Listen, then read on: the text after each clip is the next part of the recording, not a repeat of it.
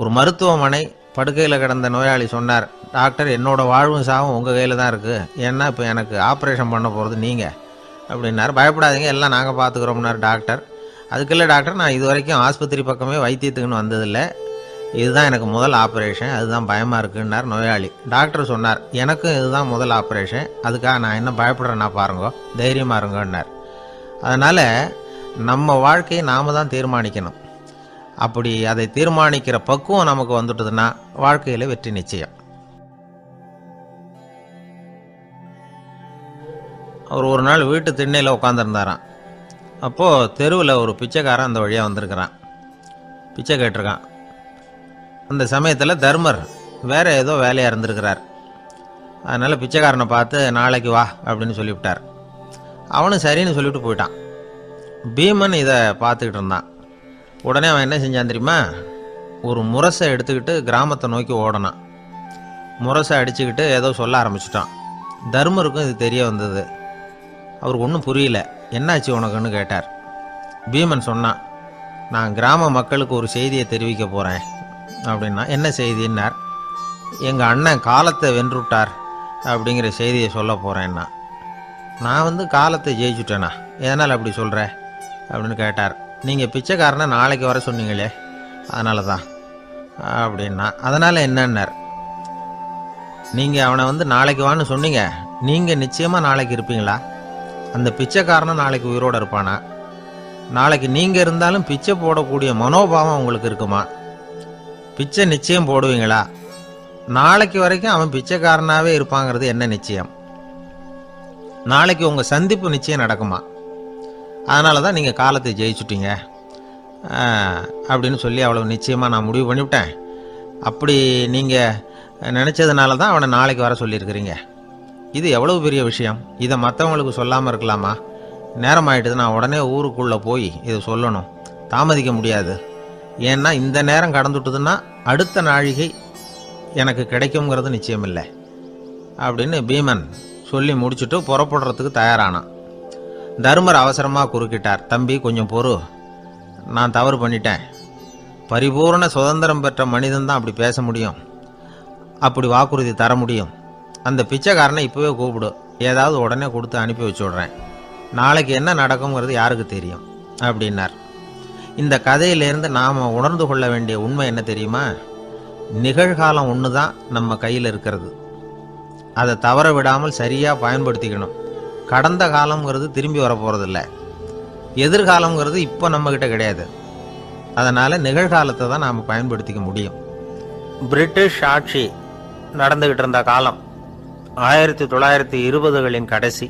அப்போ நடந்த ஒரு உண்மை நிகழ்ச்சி இது. ஒரு கல்யாண மாப்பிள்ளை ரயிலில் இறங்க போகிறார். அவரை வரவேற்க ஒரு ராஜ குடும்பமே காத்துக்கிட்டு இருக்குது. மங்களூர்லேருந்து இறங்குற அந்த மாப்பிள்ளை யார் தெரியுமா? ஒரு நாய். உண்மைதான், அந்த நாய்க்கு தான் கல்யாணம். சுதேசி சமஸ்தானத்து மன்னர்களில் ஒருத்தர் ஜூனாகட் மகாராஜா, அவரோட வளர்ப்பு நாய் ரோஷனாரா, அதுக்கு கல்யாணம் பண்ணி வைக்கணும்னு ஆசைப்பட்டார். மாப்பிள்ளை தேடினார். மங்களூர் மகாராஜாவோட வளர்ப்பு நாய் ஒன்று இருந்தது, பேரு பாபி. இது ரெண்டுக்கும் கல்யாணம் நடத்த முடிவு பண்ணார். திருமணத்துக்கு வேண்டிய எல்லா ஏற்பாடுகளையும் பண்ணுங்க அப்படின்னு உத்தரவு போட்டார். ஆயிரக்கணக்கான அழைப்புதழ்கள், பல சமஸ்தான மன்னர்கள், ஜமீன்தார்கள், பிரிட்டிஷ் அதிகாரிகள், பெரிய பணக்காரங்க, இப்படி நிறைய பேருக்கு அழைப்புதழ்கள் அனுப்பி வச்சாங்க. பத்திரிகையை பார்த்தவங்கெல்லாம் திகைச்சு போயிட்டாங்களாம். இருந்தாலும் என்ன பண்ணுறது, ராஜாவே அழைக்கிறார், போகாமல் இருக்க முடியுமா? அந்த சமயத்தில் நாட்டின் கவர்னர் ஜெனரலாக இருந்தவர் இர்வின் பிரபு, அவருக்கும் ஒரு பத்திரிகை போயிருக்குது. வாங்கி பார்த்ததும் அவருக்கு பயங்கர எரிச்சல். உடனே குப்பை தொட்டியில் போட்டுவிட்டாராம். மாட்சிமை தங்கிய பிரிட்டன் சக்கரவர்த்தியின் பிரதிநிதியான தன்னை கேவலம் ஒரு நாயின் திருமணத்துக்காக அழைக்கிறதா அப்படின்னு அவருக்கு ஆத்திரம். இருந்தாலும் கல்யாணம் பிரமாதமாக நடந்துதான். கல்யாணத்தன்னைக்கு பொண்ணுக்கு ஸ்பெஷல் குளியல், தண்ணீருக்கு பதிலாக வாசனை திரவியங்கள், பன்னீர், குளிச்சதுக்கு அப்புறம் அலங்காரம், வைர மாலை, முத்து மாலை, ஏகப்பட்ட அலங்காரம். மாப்பிள்ளையை அழைக்கிறதுக்கு ரயில்வே ஸ்டேஷனில் ராஜ குடும்பமே காத்துக்கிட்டு இருக்குது. அவங்களோட வளர்ப்பு நாய்கள் 250. அத்தனை நாய்களுக்கும் பட்டு துணி போத்தி இருக்குது, முத்து வடங்கள் அணிவிச்சிருக்கிறாங்க. எல்லாம் ராஜ நாய்கள். அதுகளையும் வீதியில் நடக்க விடலையாம். அதுகளை சுமந்துக்கிட்டு போக அலங்கரிக்கப்பட்ட யானைகள் காத்துக்கிட்டு இருக்குதாம். மாப்பிள்ளைக்கு வரவேற்பு எப்படி தெரியுமா? அது நடந்து வர்ற பாதை பூரா ரத்தன கம்பளம் விரிச்சிருக்குது. 2 பக்கமும் ராஜாங்க அதிகாரிகள் கைகட்டி நிற்கிறாங்க. அரசு படை வீரர்கள் அணிவகுப்பு மரியாதை செலுத்துகிறாங்க. அந்த நாய் ராஜ மரியாதையோடு நடந்து வருது.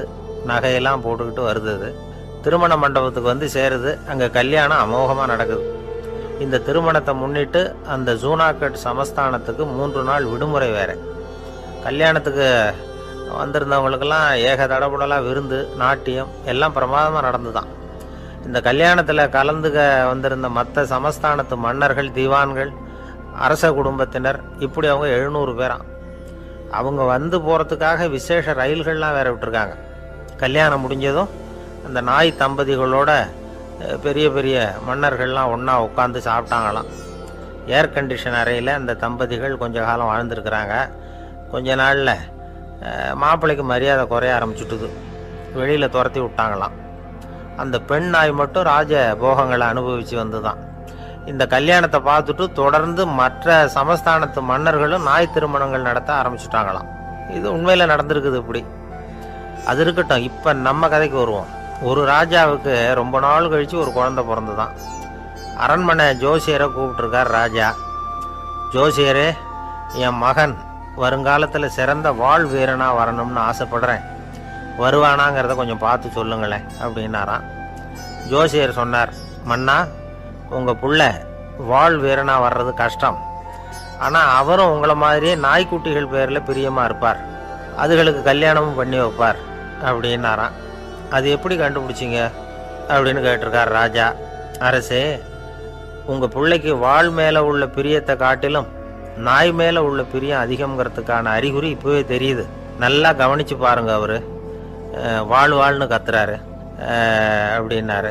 கவனித்து பார்த்துட்டு அப்படி எனக்கு காதில் விழலையே அப்படின்னாராம் மன்னர். அதனால தான் சொன்னேன், அவர் கத்துறது வாழ்னு கத்தலை, வள்ளுன்னு கத்திக்கிட்டு இருக்கார். அதனால தான் அப்படி சொன்னேன் அப்படின்னாராம் அரண்மனை ஜோசியர். ஒரு ஊரில் ஒரு சோதிடர் இருந்தார். அவர் எதிர்காலத்தை பற்றி அதிகமாக சொல்லிக்கிட்டு இருப்பார். அவருடைய சோதிடத்தை எப்படியாவது பொய்யாக்கி போடணும் அப்படின்னு சொல்லி 2 இளைஞர்கள் தீர்மானம் பண்ணிட்டாங்க. அதுக்காக ஒரு திட்டம் போட்டாங்க. அது குளிர்காலம். ஒரு இளைஞன் பெரிய கோட்டு ஒன்றை சட்டைக்கு மேலே போட்டுக்கிட்டான். அந்த மேல் கோட்டுக்குள்ளே ஒரு புறாவை மறைச்சி வச்சுக்கிட்டான். 2 பேரும் அந்த சோதிடர் வீட்டுக்கு போகிறாங்க. அவரை பார்த்தாங்க. இதை பாருங்க, இந்த கோட்டுக்குள்ளே ஒரு புறாவை மறைச்சி வச்சிருக்கிறோம். அந்த புறா இப்போ உயிரோடு இருக்கா, இறந்து போச்சா, இதை நீங்கள் சொல்லணும். சரியாக சொல்லிவிட்டா உங்கள் ஜோசியத்தை நம்புகிறோம் அப்படின்னாங்க. இவங்க மனசுக்குள்ளே என்ன திட்டம்னா, புறா உயிரோடு இருக்குன்னு அவர் சொல்லிவிட்டார்னா அப்படியே கையால் அமைக்க அதை கொண்டு விட வேண்டியது. புறா உயிரோடு இல்லைன்னு சொல்லிவிட்டார்னா அப்படியே உயிரோடு எடுத்து காட்டிவிட வேண்டியது. இதுதான் அந்த இளைஞர்களோட திட்டம். அவர் என்ன பதில் சொன்னாலும் அவர் சொல்கிறது பொய்ன்னு நிரூபணம் பண்ணிவிடலாம்ல. இதுதான் அவங்க நம்பிக்கை. இந்த சோதிடர் எல்லா வகையிலையும் தப்பிக்க முடியாதுன்னு அவங்க நம்பினாங்க. ஆனால் அந்த சோதிடர் சொன்ன பதில் இவங்களை திகைக்க வச்சுட்டுது. அவர் என்ன சொன்னார் தெரியுமா? உங்கள் கோட்டுக்குள்ளே இருக்கிற புறா உயிரோடு இருக்கா, செத்து போச்சா அப்படின்னு தானே கேட்குறீங்க. அது உங்கள் கையில் இருக்குது. அது சாகவும் இல்லை, உயிரோடவும் இல்லை. அந்த பறவையின் வாழ்வும் சாவும் உங்கள் கையில் தான் இருக்குன்னார். இவங்க தோல்வியை ஒத்துக்கிட்டாங்க. இந்த கதையை நமக்கு ஒரு உண்மையை உணர்த்துது. இன்றைய இளைஞர்கள் எதிர்காலங்கிற பறவையை தங்களுக்குள்ளே வச்சிருக்கிறாங்க. அந்த பறவையின் வாழ்வும் தாழ்வும் அவங்க கையில் தான் இருக்கு. நமது வாழ்க்கைங்கிறது நமது கையில். நாம் நல்லா இருக்கிறதும் இல்லாமல் போகிறதும் நாம தான் காரணம். ஒரு பூங்கா. அங்கே ஒருத்தர் நின்றுட்டு இருக்கிறார். நின்றுக்கிட்டே ஏதோ ஆழ்ந்த யோசனையில் இருக்கிறார். அந்த பக்கமாக இன்னொருத்தர் வந்தார். இவரை கவனிச்சார். என்ன யோசனைன்னு கேட்டார். எப்படி எழுந்திருக்கிறதுன்னு யோசனை பண்ணிகிட்டு இருக்கிறேன்னார் அவர். கேட்டவருக்கு ஒரு மாதிரி ஆயிட்டுது. ஏற்கனவே நின்றுக்கிட்டு இருக்கிற ஒருத்தர் எப்படி எழுந்திரிச்சு நிற்கிறதுன்னு யோசிக்கிறாருன்னா அது ஆச்சரியம் தானே. அதுக்கப்புறம் இவர் யோசிக்க ஆரம்பித்தார். என்ன இவர் இப்படி பேசுகிறாரு அப்படின்னு. கீழே விழுந்தால் தானே எழுந்திரிச்சு நிற்க முடியும். அதனால் எழுந்திரிக்கணும்னு நினைக்கிறவங்க முதல்ல கீழே விழணும். இவர் முதல்ல கீழே விழணும், அதுக்கப்புறம் தான் எழுந்திருக்கிறது எப்படின்னு சிந்திக்க முடியும். இந்த உலகத்தில் எல்லாருமே கீழே விழுந்து எழுந்தவர்கள் தான். இப்போ இந்த குழந்தை பருவத்தில் கீழே விழாமல் நடைபயில கற்றுக்கிட்டவங்க யாராவது உண்டா? சின்ன வயசில் ஒரு தடவை கூட கீழே விழலை சார், அப்படியே பிறந்தார் வளர்ந்தார் பெரியவர் ஆயிட்டார் அப்படின்னு யாரையும் சொல்ல முடியாது. அதனால் மனுஷங்கிறவன் விழுந்து புரண்டு எழுந்து தான் நடக்க கற்றுக்கிறான். ஒரு உண்மையை நாம் எல்லாரும் புரிஞ்சுக்கணும். இந்த உலகத்தில் தவறு செய்யாத மனிதர்களே யாரும் கிடையாது. அப்படி இருக்கிறப்போ எப்போதாவது நாம் தவறு பண்ணிவிட்டோம்னா அதுக்காக மனசு உடஞ்சி போயிடக்கூடாது, வாழ்க்கையில் வெறுப்பு வந்துடக்கூடாது. ஒரு தவறு நடந்துட்டுதா அதுக்காக மனசு உடஞ்சி போடாதீங்க, அதை ஒரு பாடமாக எடுத்துக்கங்க. அதே தவறு மறுபடியும் நடக்காமல் வேணும்னா பார்த்துக்கலாம், அது போதும். தடைக்கல்ல படிக்கல்லாம் மாற்றிக்கணும், இதுதான் இதில் முக்கியம். ஒரு அலுவலகம், அங்கே ஒரு அதிகாரி, அவர் உயர்ந்த பதவியில் இருந்தார், சிறந்த நிர்வாகின்னு பேர் வாங்கினவர். அவர் தனக்கு கீழே வேலை செய்கிறவங்க கிட்டெல்லாம் சொல்லுவாராம், இந்த நிறுவனத்தில் நீங்கள் எத்தனை தடவை வேணும்னாலும் தவறுகள் செய்யலாம், ஆனால் ஒரே விஷயம் என்னென்னா ஒரே தவறை மறுபடியும் செய்யக்கூடாது, அது முக்கியம் அப்படிம்பாராம். இதை மேம்போக்காக பார்த்தா அவர் ஏதோ தன்னுடைய ஊழியர்களை தவறு செய்ய தூண்டுறது மாதிரி தெரியும். ஆனால் உண்மை அப்படி இல்லை. இன்னைக்கு என்ன நடக்குது தெரியுமா? அநேகமாக எல்லா மனிதர்களுமே ஒரே தவறை தான் மறுபடியும் மறுபடியும் செய்கிறாங்க. விளையாட்டு வீரர்கள் ஒரே மாதிரியான தவறுகளை திரும்ப திரும்ப செய்கிறது உண்டு. கணக்கு எழுதுறவங்கள பாருங்க, ஒரே தப்பை மறுபடியும் மறுபடியும் செய்வாங்க. அலுவலகம் வருகிறவர்களை கவனிங்க, ஒரு நாள் தாமதமாக வந்தால் பரவாயில்ல, தினமும் தாமதமாக வருவாங்க. இது மாதிரி செய்த தவறையே திரும்ப திரும்ப செய்யறதுக்கு என்ன காரணம் அப்படின்னா, சோம்பல், ஞாபக மறதி, கவனக்குறைவு, தன்னுடைய திறமை பேரில் அளவுக்கு மீறிய நம்பிக்கை, இப்படி இதில் ஏதாவது ஒரு காரணமாக இருக்கலாம் அப்படிங்கிறாங்க இது பற்றி ஆய்வு செய்கிற வல்லுநர்கள். ஒரு தடவை செஞ்ச தவிர மறுபடியும் செய்கிறது இல்லைன்னு முடிவு செஞ்சுக்கிட்டு அதை செயல்படுத்த கற்றுக்கணும், அது போதும், வாழ்க்கை வெற்றிகரமாக அமையும் அப்படிங்கிறாங்க அந்த அனுபவசாலிகள். அதனால் வெற்றிகரமாக வாழ்க்கையில் நடைபோட விரும்பும் இளைஞர்கள் தவிர்க்க வேண்டியது என்னென்னா, முதல்ல சோம்பலை தவிருங்கள், சுறுசுறுப்பாக இயங்குங்கள் அப்படிங்கிறது அவங்க அறிவுரை. ரெண்டாவது ஞாபக மறதி, எந்த செயல்லையும் ஈடுபாடு வேணும், அக்கறை வேணும். மூணாவது கவனக்குறைவு, எதையும் அலட்சியப்படுத்தக்கூடாது. நாலாவது என்னால் முடியாதது எதுவுமே கிடையாது அப்படிங்கிற அளவுக்கு மீறிய நம்பிக்கை, அது ஆபத்தில் கொண்டு போய் விட்டுரும். அதனால் முதல் தவறு உங்களுக்கு ஒரு பாடமாக அமையணும். ஒரு மனிதர், அவர் தன்னுடைய 2 காதுலையும் கட்டு போட்டுக்கிட்டு வந்தார். அவருடைய நண்பர் அதை கவனிச்சுட்டார். என்ன சார் ஆச்சு, 2 காதுலையும் கட்டு போட்டுருக்கீங்களே அப்படின்னு விசாரித்தார். ஒன்றுமில்லை சார், வீட்டில் ரொம்ப ஆர்வமாக டிவியில் கிரிக்கெட் மேட்ச் பார்த்துக்கிட்டு இருந்தேன். அப்போது என்னுடைய மனைவி துணிகளுக்கு அயர்ன் பண்ணிக்கிட்டு இருந்தாங்க. அயர்ன் பாக்ஸை அப்படியே வச்சுட்டு அடுப்பங்கரைக்கு போயிட்டாங்க. அந்த சமயம் பார்த்து டெலிஃபோன் பண்ணி அடிச்சுது. அவசரமாக ஓடி போய் அதை எடுத்து காதில் வச்சேன். அப்போ தான் தெரியும் அது அயர்ன் பாக்ஸுங்கிற விஷயம். சூடாக இருந்ததா, சுட்டு விட்டுது அப்படின்னார். ஒரு காது சரி சார், 2 காதும் ஏன் அப்படி ஆச்சு அப்படின்னு கேட்டார். அதே ஆள் மறுபடியும் ஃபோன் பண்ணான் சார் அப்படின்னார் இவர். இவர் எவ்வளோ தூரம் யோசிச்சிருப்பார் பாருங்க. அதனால் ஒரு தவறு மறுபடியும் நடக்கக்கூடாது, முதல் தவறு உங்களுக்கு ஒரு பாடமாக அமையட்டும் அப்படிங்கிறது தான் இதிலிருந்து நாம் தெரிந்து கொள்ள வேண்டிய கருத்து. அதனால் தவறுகள் அதெல்லாம் தடைக்கெல்லாம் நினைக்க வேண்டாம், படிக்கெல்லாம் நினைப்போம். அப்படி நினைச்சோம்னா வாழ்க்கையில் வெற்றி நிச்சயம். கொஞ்சம் தூரத்தில் நாம் நிற்கிறோம், எட்டத்தில் இருந்துக்கிட்டு அவரை கவனிக்கிறோம். அவர் ஃபோனில் பேசுகிறத, அவர் பேசுகிற வார்த்தைகள் என்ன அப்படிங்கிறது நம்ம காதில் விழலை. ஆனாலும் அவர் பேசிக்கிட்டு இருக்கிறது நல்ல செய்தியா கெட்ட செய்தியா அப்படிங்கிறத நம்மளால் யூகிக்க முடியும். மகிழ்ச்சியான செய்தியை பேசும்போது முகம் மலருது, புன்னகை பூக்குது. இதில் ஒன்று நீங்கள் கவனிக்கணும், தொலைபேசியில் நாம் பேசுகிறப்போ நம்மோட பேசுகிறவர் எதிரில் இல்லை. அவர் தொலைபேசி வழியாக நம்ம குரலை மட்டும்தான் கேட்க போகிறார், நம்ம முகத்தை அவர் பார்க்க போகிறதில்ல. அப்படி இருந்தும் அப்போ நம்ம முகம் ஏன் மலரணும் அப்படின்னா, இதுதான் உடல் மொழி, பாடி லாங்குவேஜ் அப்படின்னு சொல்கிறாங்க. நம்ம அறியாமலேயே நம்ம உடம்பு செய்திகளை தெரிவிக்குது பாருங்க, அதுதான் உடல் மொழி. ஒரு மனிதர் தொலைபேசியில் பேசிக்கிட்டு இருக்கிறத நீங்கள் தூரத்திலிருந்து கவனிச்சுக்கிட்டே அவர் நண்பரோட பேசுகிறாரா, மனைவியோட பேசுகிறாரா, குழந்தையோட பேசுகிறாரா, இல்லை மேலதிகாரிகிட்ட பேசுகிறாரா, அல்லது அவருக்கு கீழே பணிபுரிகிறவர்கள்கிட்ட பேசுகிறாரா அப்படிங்கிறத கண்டுபிடிக்கலாம். அதுக்கு காரணம் அவருடைய உடல் மொழி. இந்த உடல் மொழி கூட நம்ம வாழ்க்கையின் முன்னேற்றத்துக்கு பயன்படும். இதை பற்றியெல்லாம் கூட சில நிபுணர்கள் ஆராய்ச்சி பண்ணி பார்த்துருக்குறாங்க. அவங்க சில விவரங்களை சொல்கிறாங்க. குறிப்பாக ஒருத்தர் தன்னுடைய நாற்காலியில் கிட்டத்தட்ட படுத்துக்காத குறையாக உட்காந்துருக்கிறாருன்னு வச்சுக்கோங்க. எதிர இருக்கிறவர் பேசுறது அவருக்கு பிடிக்கலன்னு அர்த்தமா. தலையை சொரிஞ்சிக்கிறது, வேறு வேறு திசைகளில் பார்க்குறது, கொட்டாவி விடுறது, கால்களை மாற்றி போட்டு உட்கார்றது, களைப்பாக கை விரல்களை அப்படியே பின்னிக்கிறது, அடிக்கடி கடிகாரத்தை பார்க்குறது, இப்படிலாம் ஒருத்தர் பண்ணிக்கிட்டு இருக்கிறாருன்னா நாம் கூடிய சீக்கிரம் அந்த இடத்த விட்டு எழுந்திரிச்சு வந்துடுறது நல்லது. ஏன்னா இதெல்லாம் அவருடைய சலிப்பு, சோர்வு, ஆர்வமின்மை இதுக்கு அடையாளங்கள். நம்முடைய பேச்சு அவரை சலிப்படைய வச்சுட்டதுன்னு அர்த்தம். அவர் ரொம்பவும் சோர்ந்து போயிட்டாருன்னு பொருள். நம்முடைய பேச்சில் அவருக்கு ஆர்வம் இல்லைன்னு அர்த்தம். அதே நேரத்தில் நாற்காலியின் நுனியில் அமர்ந்து உடலை முன்னுக்கு நகர்த்தி எதிர இருக்கிறவரின் கண்களை பார்த்துக்கிட்டே பேசினாலும் சரி அல்லது பேச்சை கேட்டாலும் சரி, உங்கள் பேரில் மற்றவங்களுக்கு உள்ள பிடிப்பு அதிகரிக்கும். நாம் எப்படிப்பட்டவருங்கிறத நம்ம உடம்பும் நடை உடை பாவனையும் அடுத்தவங்களுக்கு காட்டி கொடுத்துரும். உங்கள் உடம்பு, உங்கள் பார்வை, நடை, உட்கார்ற விதம், இதை வச்சுக்கிட்டே நீங்கள் பொறுப்புள்ளவரா, முரடரா, அலட்சியமானவரா, மரியாதை தெரிஞ்சவரா, அடக்கமானவரா, நம்பிக்கைக்கு உரியவரா, நாணயம் இல்லாதவரா, பயந்தவரா, திறமைசாலியா, அப்பாவியா அப்படிங்கிறதையெல்லாம் கண்டுபிடிச்சிடலாம். அதனால் இந்த உடல் மொழியை புரிஞ்சுக்கிட்டு நம்மளை கொஞ்சம் சரிப்படுத்திக்கிட்டோம்னா வாழ்க்கையில் சுலபமாக பல காரியங்களை சாதிக்க முடியும். ஒரு மனநல மருத்துவமனை, அங்கே ஒருத்தர் ஒரு நாற்காலியில் உட்காந்துக்கிட்டு கார் ஓட்டுறது மாதிரி அப்படி பாவனை பண்ணிகிட்டு இருந்தார். ஸ்டேரிங்கை திருப்புறது மாதிரி, பின்னாடி வர்ற வண்டியை நிற்க சொல்கிறது மாதிரி, அப்புறம் இவர் ஒதுங்கிக்கிட்டு அவருக்கு வழி விடுறது மாதிரி, இப்படிலாம் சேட்டைகள் பண்ணிக்கிட்டு இருந்தார் மனநல மருத்துவமனையில். இதை பார்த்துக்கிட்டு இருந்த ஒருத்தர் பக்கத்தில் இருந்த இன்னொருத்தர்கிட்ட கேட்டார், இவர் ஏன் இப்படி பண்ணுறாரு, இவருக்கு ஏன் அப்படி வந்தது நிலைமை அப்படின்னு சொல்லி அவர் விசாரித்தார். அப்போ அவர் விவரம் சொன்னார். வேறு ஒன்றும் இல்லைங்க, இவருக்கு கார் ஓட்டணும்னு ஆசை ரொம்ப காலமாக, அது நிறைவேறாமல் போயிட்டுது. அதுக்கப்புறம் அவர் மனநோயாளியை மாறிட்டார். இங்கே அழைச்சிட்டு வந்தாங்க.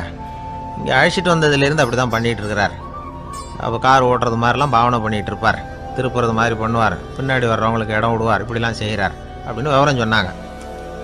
நீங்கள் சொல்லப்படாதா, இப்போ நீங்கள் கார் ஓட்டலை, வெறும் நாற்காலியில் தான் உட்காந்துருக்குறீங்க அப்படின்னு நீங்கள் சொல்லப்படாதா அவருக்கு அப்படின்னு கேட்டாங்க. அது முடியாதுங்க, ஏன்னா அந்த காரை கழுவுறதுக்காக அவர் தினமும் எனக்கு 10 ரூபா கொடுத்துக்கிட்டு இருக்கிறார் அப்படின்னாராம் அங்கே வேலை செஞ்சுக்கிட்டு இருந்த ஒருத்தர்.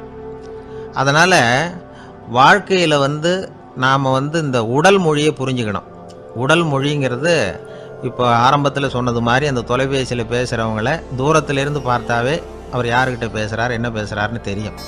நம்ம முகத்தை நல்லா வச்சுக்கணும். உடல் மொழியை நம்ம புரிஞ்சுக்கிட்டு பயன்படுத்த ஆரம்பித்தோம்னா எந்த முயற்சி பண்ணினாலும் அதில் வெற்றி நிச்சயம். எப்படி தெரியுமா? குருகுல வாசம் செஞ்சு படிக்கணும். ஆசிரியருங்கிறவர் ஆசிரமத்தில் இருப்பார். அங்கே போய் அவருக்கு தொண்டுகள் செய்யணும். துணிகள்லாம் துவைச்சி போடணும். தூங்கும்போது காலை பிடிச்சி விடணும். புழுக்கமாக இருந்தால் விசிறி மட்டை எடுத்து விசிறணும். அப்படியே அப்பப்போ அவர் சொல்லிக் கொடுக்குற பாடத்தையும் கற்றுக்கணும். அவர் சொல்லிக் கொடுக்குற பாடங்களை ஓலைச்சுவடிகளில் எழுதிக்கணும். இதுதான் குருகுல வாசம்ங்கிறது. இப்போ மாதிரிலாம் கிடையாது. ஆக குருகுல வாசம்ங்கிறது மனசையும் பண்படுத்தும், அறிவையும் பண்படுத்தும். அப்படி ஒரு பயிற்சி அது. அந்த காலத்தில் பஞ்சபாண்டவர்கள் ஒரு குருகுலத்தில் படிக்க போனாங்களாம். ஏற்கனவே அங்கே ஒரு 15 பேர் இருந்திருக்கிறாங்க. இவங்களையும் சேர்த்து மொத்தம் 20 பேர். எல்லாரும் ரொம்ப ஆர்வத்தோடு அங்கே தங்கி படிச்சுக்கிட்டு இருக்கிறாங்க. 2 வருஷம் ஓடி போச்சு. எல்லாரும் ஊருக்கு திரும்ப வேண்டிய நேரம். ஆசிரியர் ஒவ்வொருத்தராக கூப்பிட்டார். இது வரைக்கும் என்ன கற்றுக்கிட்ட அப்படின்னு கேட்டார். அவங்க தாங்கள் எழுதி வச்சுருந்ததை சொன்னாங்க, கற்றுக்கிட்டதை சொன்னாங்க. அங்கே படிக்க வந்தவங்க எல்லாருமே புத்திசாலிகள். அது மட்டும் இல்லை, பல பேர் அரச குடும்பத்தை சேர்ந்தவங்க, இளவரசர்களாக வேற இருக்கிறவங்க. அதனால் அவங்கக்கிட்ட அபாரமான கல்வி அறிவை எதிர்பார்த்தார். ஒருத்தன் தான் எழுதி வச்சிருந்த சரித்திர பாடம் பூராவையும் படித்து காட்டினான். இன்னொருத்தன் தான் எழுதி வச்சிருந்த பூகோள பாடம் பூராவையும் படித்து காட்டினான். இப்படி ஒவ்வொருத்தராக அவங்க படித்தது என்னங்கிறத படித்து காட்டிவிட்டு போனாங்க. கடைசியாக தர்மர் வந்தார். பேசாமல் நிற்கிறார். தன் கையில் இருந்த ஓலைச்சுவடி கேட்டால் அவர் பிரிக்கவே இல்லை. ஆசிரியர் இவர்கிட்ட தான் அதிகமாக எதிர்பார்த்தார். ஆனால் இவரோ பேசாமல் நின்றுட்டு இருக்கிறார். நீ என்ன கற்றுக்கிட்ட சொல்லு, ஓலைச்சுவடியை பிரித்து படினார் அந்த முனிவர். தர்மர் அசையவே இல்லை. மெதுவாக சொன்னார், ஐயா, நான் கற்றுக்கிட்டது ஒன்றே ஒன்று தான், அதுதான் வாழ்க்கையில் எனக்கு ரொம்ப முக்கியமான பாடமாக அமையும் அப்படின்னார். என்னது, என்கிட்ட 2 வருஷ காலமாக படிச்சுவிட்டு கடைசியில் கற்றுக்கிட்டது ஒன்றே ஒன்று தானா அப்படின்னார் முனிவர். அவருக்கு ஒன்றும் புரியல. மற்ற மாணவர்களை விட இவர் பண்புகளில் உயர்ந்தவர், அறிவில் சிறந்தவர், வயசில் முதிர்ந்தவர். இவரே இப்படி சொன்னால் மற்றவங்க நிலைமை என்னத்துக்கு ஆறுது, அவங்க ரொம்பவும் கெட்டு போயிடுவாங்களே அப்படின்னு அவர் யோசனை பண்ணார். தர்மா, நல்லா யோசனை பண்ணி பதில் சொல்லு. 2 வருஷமாக நீ கற்றுக்கிட்டது என்ன அப்படின்னு தானே நான் கேட்குறேன், அதை கொஞ்சம் யோசனை பண்ணி சொல்லுன்னார் முனிவர் கொஞ்சம் கோபமாக. தர்மர் முகத்தில் எந்த மாறுதலுமே இல்லை. இல்லையா, 2 வருஷமாக நான் கற்றுக்கிட்ட முக்கியமான பாடம் ஒன்றே ஒன்று தான்னார். இப்போ அந்த முனிவருக்கு கோபம் அதிகமாக வந்துடுது.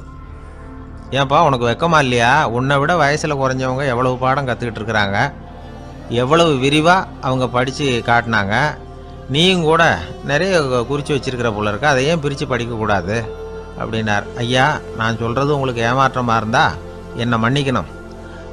நான் ரொம்ப முக்கியமாக கற்றுக்கிட்டு இருக்கிறது ஒன்றே ஒன்று தான், மற்ற எதையும் சொல்கிறதுக்கு விரும்பலைன்னார். மாணவர்கள்லாம் சிரிச்சுட்டாங்க. முனிவருக்கு கோபம் அளவுக்கு மீறி வந்துட்டு ஓங்கி அரைஞ்சி விட்டார் தருமரை அவர் கன்னத்தில். தருமர் கண்ணை செவந்து போட்டுது, கண்கள் கலங்கி போச்சு. ஆனாலும் அவர் அமைதியை இழக்கலை, தலை குனிஞ்சு நிற்கிறார். இவருடைய பிடிவாதம் முனிவருக்கு இன்னும் ஆத்திரத்தை உண்டாக்கி விட்டது. இன்னொரு கன்னத்திலே அரைஞ்சார். எல்லாரும் பயந்து போய் அமைதியாக நின்றுட்டு இருக்கிறாங்க. முனிவர் கத்துறார், அப்படி நீ கற்றுக்கிட்ட அந்த முக்கியமான பாடம் தான் என்ன, அதையாவது சொல்லு அப்படின்னார். ஐயா, அதை மட்டும் ஒரு ஓலைச்சுவடியில் தனியாக குறித்து வச்சுருக்கிறேன், இந்தாங்க, இதை நீங்களே படித்து பாருங்கன்னார். தருமர் ஓலைச்சுவடியை நீட்டினார். முனிவர் அதை வாங்கி பிரித்தார், சத்தம் போட்டு படித்தார். என்ன எழுதியிருக்காருன்னா, எப்படிப்பட்ட சோதனை ஏற்பட்டாலும் நிதானம் இழந்து கோபத்துக்கு ஆளாகக்கூடாது அப்படின்னு. இதுதான் அந்த ஓலைச்சுவடியில் அவர் எழுதி வச்சுருந்தது. அந்த ஒரு கணத்திலேயே முனிவரும் எல்லா மாணவர்களும் தருமரை புரிஞ்சுக்கிட்டாங்களாம். அவர் கற்றுக்கிட்டது ஏட்டு சுரக்காய் இல்லை, வாழ்க்கையில் பயன்படக்கூடிய முக்கியமான அனுபவ பாடம். முனிவர் கண்களில் கண்ணீர். தர்மரை அன்போடு கட்டி தழுவிக்கிட்டார். அப்புறம் சொன்னார், தர்மா, என்னை மன்னிச்சிரு, நீ மாணவன் இல்லை, ஆசிரியன். நான் இதுவரைக்கும் தெரிஞ்சிக்காத அனுபவ பாடத்தை நீ இப்போ எனக்கு கற்றுக் கொடுத்துட்ட அப்படின்னு சொன்னாராம்.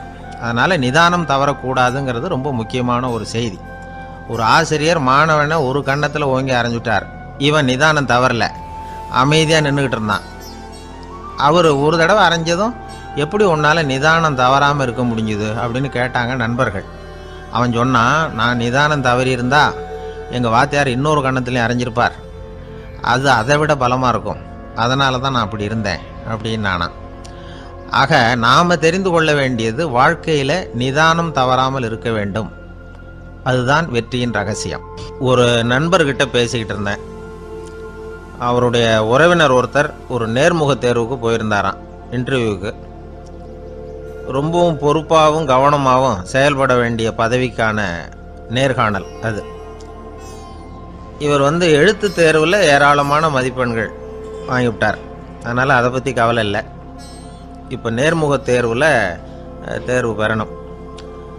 ஏராளமான சான்றிதழ்கள் வச்சிருந்தார். நேர்காணலில் கேட்கப்பட்ட எல்லா கேள்விகளுக்கும் சரியான பதிலை தான் சொன்னார். இருந்தாலும் பாருங்க, அந்த நேர்முக தேர்வில் அவர் தேர்ந்தெடுக்கப்படலை. என்ன காரணம் அப்படின்னு பின்னாடி விசாரித்தப்போ தான் விவரம் தெரிஞ்சுதான். அது என்ன ஆயிருக்குதுன்னா, அந்த நேர்காணலின் போது இவர் நடந்துகிட்ட முறையில் சில தவறுகள் நடந்து போச்சான். முக்கியமாக 2 தவறுகள். ஒன்று, அவங்க ஒரு கேள்வியை கேட்டு முடிக்கிறதுக்குள்ளேயே இவர் பதில் சொல்ல ஆரம்பிச்சுட்டாராம். 2வது என்னன்னா, இவர் நாற்காலியில் தாராளமாக இயல்பாக சாஞ்சி உட்காராம நாற்காலி முனையில் உட்காந்துருந்தாராம். இந்த 2 விதமான செயல்பாடுகளும் இவர் அவசரப்படுறவர், பதற்றப்படுறவர் அப்படிங்கிறதுக்கான அடையாளங்கள். அதாவது கேள்வியை கேட்டு முடிக்கிறதுக்குள்ளேயே முந்திக்கிட்டு பதில் சொல்கிறது. 2வது, நாற்காலியில் இயல்பாக தாராளமாக உட்காராம நாற்காலி முனையில் உட்கார்றது. பார்க்க போகிற வேலைக்கு அவசரம், பதற்றம் இது 2 இருக்கக்கூடாதான். அதனால் மார்க் இருந்தும் சர்டிஃபிகேட் இருந்தும் அந்த வேலை வாய்ப்பு அவருக்கு கிடைக்கல. வேலை கொடுக்குறவங்க நம்மக்கிட்ட இருந்து என்ன தான் எதிர்பார்க்குறாங்க, இதை தெரிஞ்சு வச்சுக்கிறது நல்லது. முதல்ல, மற்றவர்களுடன் தொடர்பு கொள்ளும் திறமை, அதாவது எபிலிட்டி டு கம்யூனிகேட். நீங்கள் நினைக்கிறத அழகாக தொகுத்து வகைப்படுத்தி சொல்ல தெரியுதான்னு பார்ப்பாங்க. உங்கள் திட்டங்களை அடுத்தவங்க ஏற்றுக்கொள்ளக்கூடிய விதத்தில் வெளிப்படுத்துறதுக்கு உங்களால் முடியுதான்னு பார்ப்பாங்க. இதுக்கு என்ன செய்யறது? குழப்பம் இல்லாமல் சிந்திக்கணும், குழப்பம் இல்லாமல் பேசணும். ரெண்டாவது விஷயம் என்னென்னா புத்திசாலித்தனம், அதாவது இன்டெலிஜென்ஸ். ஏற்றுக்க போகிற வேலையை நல்ல விதமாக செய்ய முடியுமா உங்களால், அதை எந்தெந்த வழியில் செய்யலாம் அப்படிங்கிறத உங்களால் தீர்மானிக்க முடியுமா, அந்த வேலைக்கான புது புது யோசனைகளை உங்களால் சொல்ல முடியுமா அப்படின்னு பார்ப்பாங்க. இது இன்டெலிஜென்ஸ். மூணாவது தன்னம்பிக்கை, அதாவது செல்ஃப் கான்ஃபிடென்ஸ். உங்களுக்கு அது உண்டா அப்படிங்கிறத கவனிப்பாங்க. எந்த சூழ்நிலையையும் சமாளிக்கணும், எப்படிப்பட்ட மனிதர்களையும் சமாளிக்கிற தைரியம் வேணும், அடுத்தவங்களை நமக்கு சாதகமாக திருப்பக்கூடிய தன்னம்பிக்கை வேணும். நாலாவது பொறுப்புகளை முன்வந்து ஏற்றுக்கொள்ளுதல், வில்லிங்னஸ் டு அக்செப்ட் ரெஸ்பான்சிபிலிட்டி. பொறுப்புகள்லேருந்து நழுவி போக ஆசைப்படாமல் செஞ்சு முடிக்கணும். அஞ்சாவது முன் வருதல், இனிஷியேட்டிவ். வேலையோட முக்கியத்துவம் உணர்ந்து அதை ஏற்றுக்கிட்டு தகுந்த நடவடிக்கைகளை தயங்காமல் எடுக்கிறதுக்கு முன் வரணும். ஆறாவது என்னன்னு கேட்டிங்கன்னா தலைமைத்துவம், லீடர்ஷிப். 4 பேருக்கு தலைமை தாங்கி நல்ல விதத்தில் நடந்துக்க தெரியுதா. ஏழாவது கற்பனை திறன், இமேஜினேஷன். சில பிரச்சனைகள் வரக்கூடும் அப்படின்னு முன்கூட்டியே யூகிச்சு அதுக்கு தகுந்த மாதிரி நடவடிக்கை எடுக்கிற திறமை உண்டா அப்படிங்கிறத பார்ப்பாங்க. எட்டாவது என்னன்னா வளைந்து கொடுத்தல், ஃப்ளெக்சிபிலிட்டி. சூழ்நிலைக்கு தகுந்த மாதிரி, மாற்றங்களுக்கு தகுந்த மாதிரி அனுசரித்து நடந்துக்கிறதுக்கு தெரியுதா அவங்களுக்கு அப்படிங்கிறத கவனிப்பாங்க. அடுத்தது திறமைகளை வெளிக்கொணரும் திறமை, இன்டர்பர்சனல் ஸ்கில்ஸ். அடுத்தவங்க கிட்ட இருக்கிற திறமையை கண்டுபிடிச்சி அதை நல்ல விதத்தில் ஊக்கப்படுத்தி பயன்படுத்த தெரியுதா அப்படின்னு பார்ப்பாங்க. ஆறாவது சுய அறிவு, செல்ஃப் நாலெட்ஜ். அடுத்தவங்க நம்மளை பற்றி என்ன நினைக்கிறாங்க அப்படிங்கிறத நம்மளால் புரிஞ்சிக்க முடியுதாங்கிறது முக்கியம். அடுத்தது போட்டி மனப்பான்மை, காம்படிட்டிவ்னஸ். அடுத்தவங்களை ஒப்பிட்டு பார்த்து அதை விட ஒரு படி மேலே வரணுங்கிற குணம் வேணும். இதுக்கு அடுத்தது என்னென்னா குறிக்கோளை வெல்லுதல், கோல் அச்சீவ்மெண்ட். குறிக்கோளை சவாலாக எடுத்துக்கிட்டு அதை அடையணும். அப்புறம் வேறுபட்ட திறமைகள், ஒகேஷனல் ஸ்கில்ஸ். பதவிக்கு வேண்டிய திறமைகள் தவிர மற்ற திறமைகள் எதுவும் உண்டாங்கிறது முக்கியம். நமக்கு வேலை கொடுக்கணும்னு நினைக்கிறவங்க நம்மக்கிட்ட இருந்து இவ்வளவும் எதிர்பார்ப்பாங்க. அதுக்கு தகுந்த மாதிரி நம்மளை நாமே தயார்படுத்திக்கணும். எனக்கு வேண்டப்பட்ட ஒருத்தர் ஒரு இன்டர்வியூவுக்கு போயிட்டு வந்தார், நேர்காணலுக்கு. எப்படி இருந்தது இன்டர்வியூன்னு விசாரித்தேன். நான் போனேன். அவர் கேட்ட எல்லா கேள்விக்கும் அவர் எதிர்பார்த்தது மாதிரியே எல்லா பதிலையும் சொன்னேன். கடைசியாக நான் எதிர்பார்க்காத ஒரு தகவலை அவர் சொன்னார் அப்படின்னார். என்னன்னு கேட்டேன். அவரும் என்ன மாதிரியே இன்டர்வியூக்கு வந்தவர் தானா, சும்மா என்ன கேள்வி கேட்டுக்கிட்டு உட்காந்துருந்தாராம் அப்படின்னார். அதனால் ஒரு நேர்காணலுக்கு போகிறதுக்கு முன்னாடி என்ன எதிர்பார்க்குறாங்க அப்படிங்கிறத தெரிஞ்சுக்கிட்டு போனால் வெற்றி நிச்சயம். வாழ்க்கையில் ரொம்பவும் அடிபட்டு அல்லல் பட்டுக்கிட்டு இருக்கிற ஒருத்தர் வந்தார். மனசு ரொம்பவும் நொந்து போய் பேசினார். இந்த உலகத்தில் மனுஷனாக பிறந்ததை விட மாடாக பிறந்திருக்கலாம் சார் அப்படின்னார். திடீர்னு என்கிட்ட இப்படி சொன்னால் அதுக்கு நான் என்னங்க பண்ண முடியும் அப்படின்னேன்.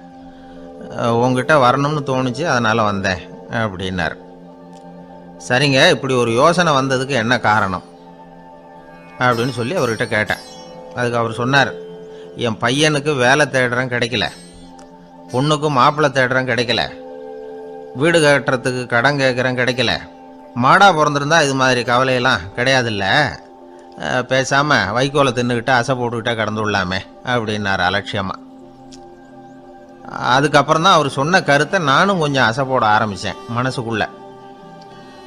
இப்போது இயற்கையை பொறுத்த வரைக்கும் அது நாம் எல்லாரும் மகிழ்ச்சியாக வாழணும் அப்படின்னு தான் விரும்புது. விலங்குகள், பறவைகள், தாவரங்கள், அப்புறம் மற்ற உயிரினங்கள் எல்லாமும் நல்லபடியாக இருக்கணும் அப்படிங்கிறது தான் இயற்கையோட விருப்பம். அதில் ஒன்றும் சந்தேகம் இல்லை.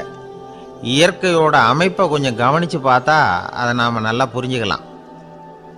இருந்தாலும் இந்த ஆள் சொன்னதை கேட்ட பிறகு தான் ஒரு முக்கியமான வேறுபாடு புரிஞ்சுது. அதாவது இந்த உலகத்தில் உள்ள முக்கியமான பிரச்சனைகள் 6.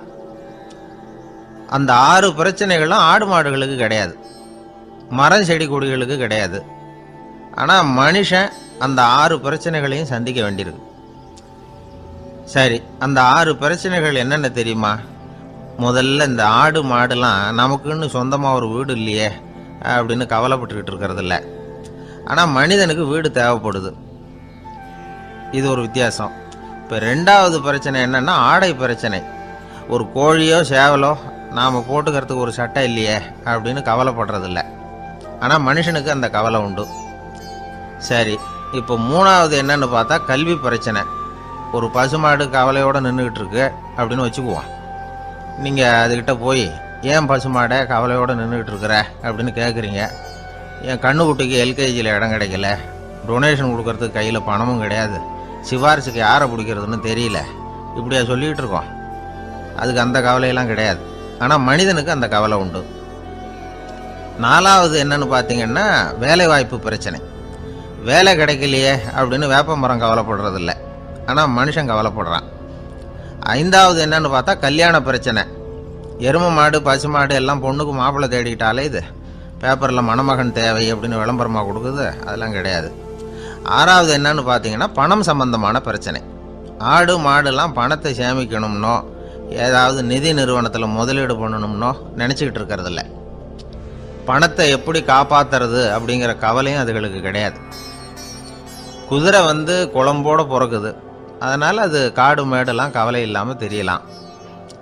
ஆடு உடம்புல ரோமத்தோடு பிறக்குது, அதனால் அது குளிரை பற்றி கவலைப்பட வேண்டிய அவசியம் இல்லை. ஆனால் மனுஷனை பார்த்தீங்கன்னா அவன் தான் ஒன்றும் இல்லாமல் பிறக்கிறான். ஏன் இந்த பாகுபாடு அப்படின்னு கேட்டால் இதை பற்றி கொஞ்சம் சிந்திச்சு பார்க்கணும். அதாவது இந்த சந்தேகத்தை ஒரு பெரியவர்கிட்டையும் கேட்டேன், அவர் சொன்னார் இதுக்கு பதில். அவர் இதே கேள்வியை இயற்கை கிட்ட கேட்டாராம்.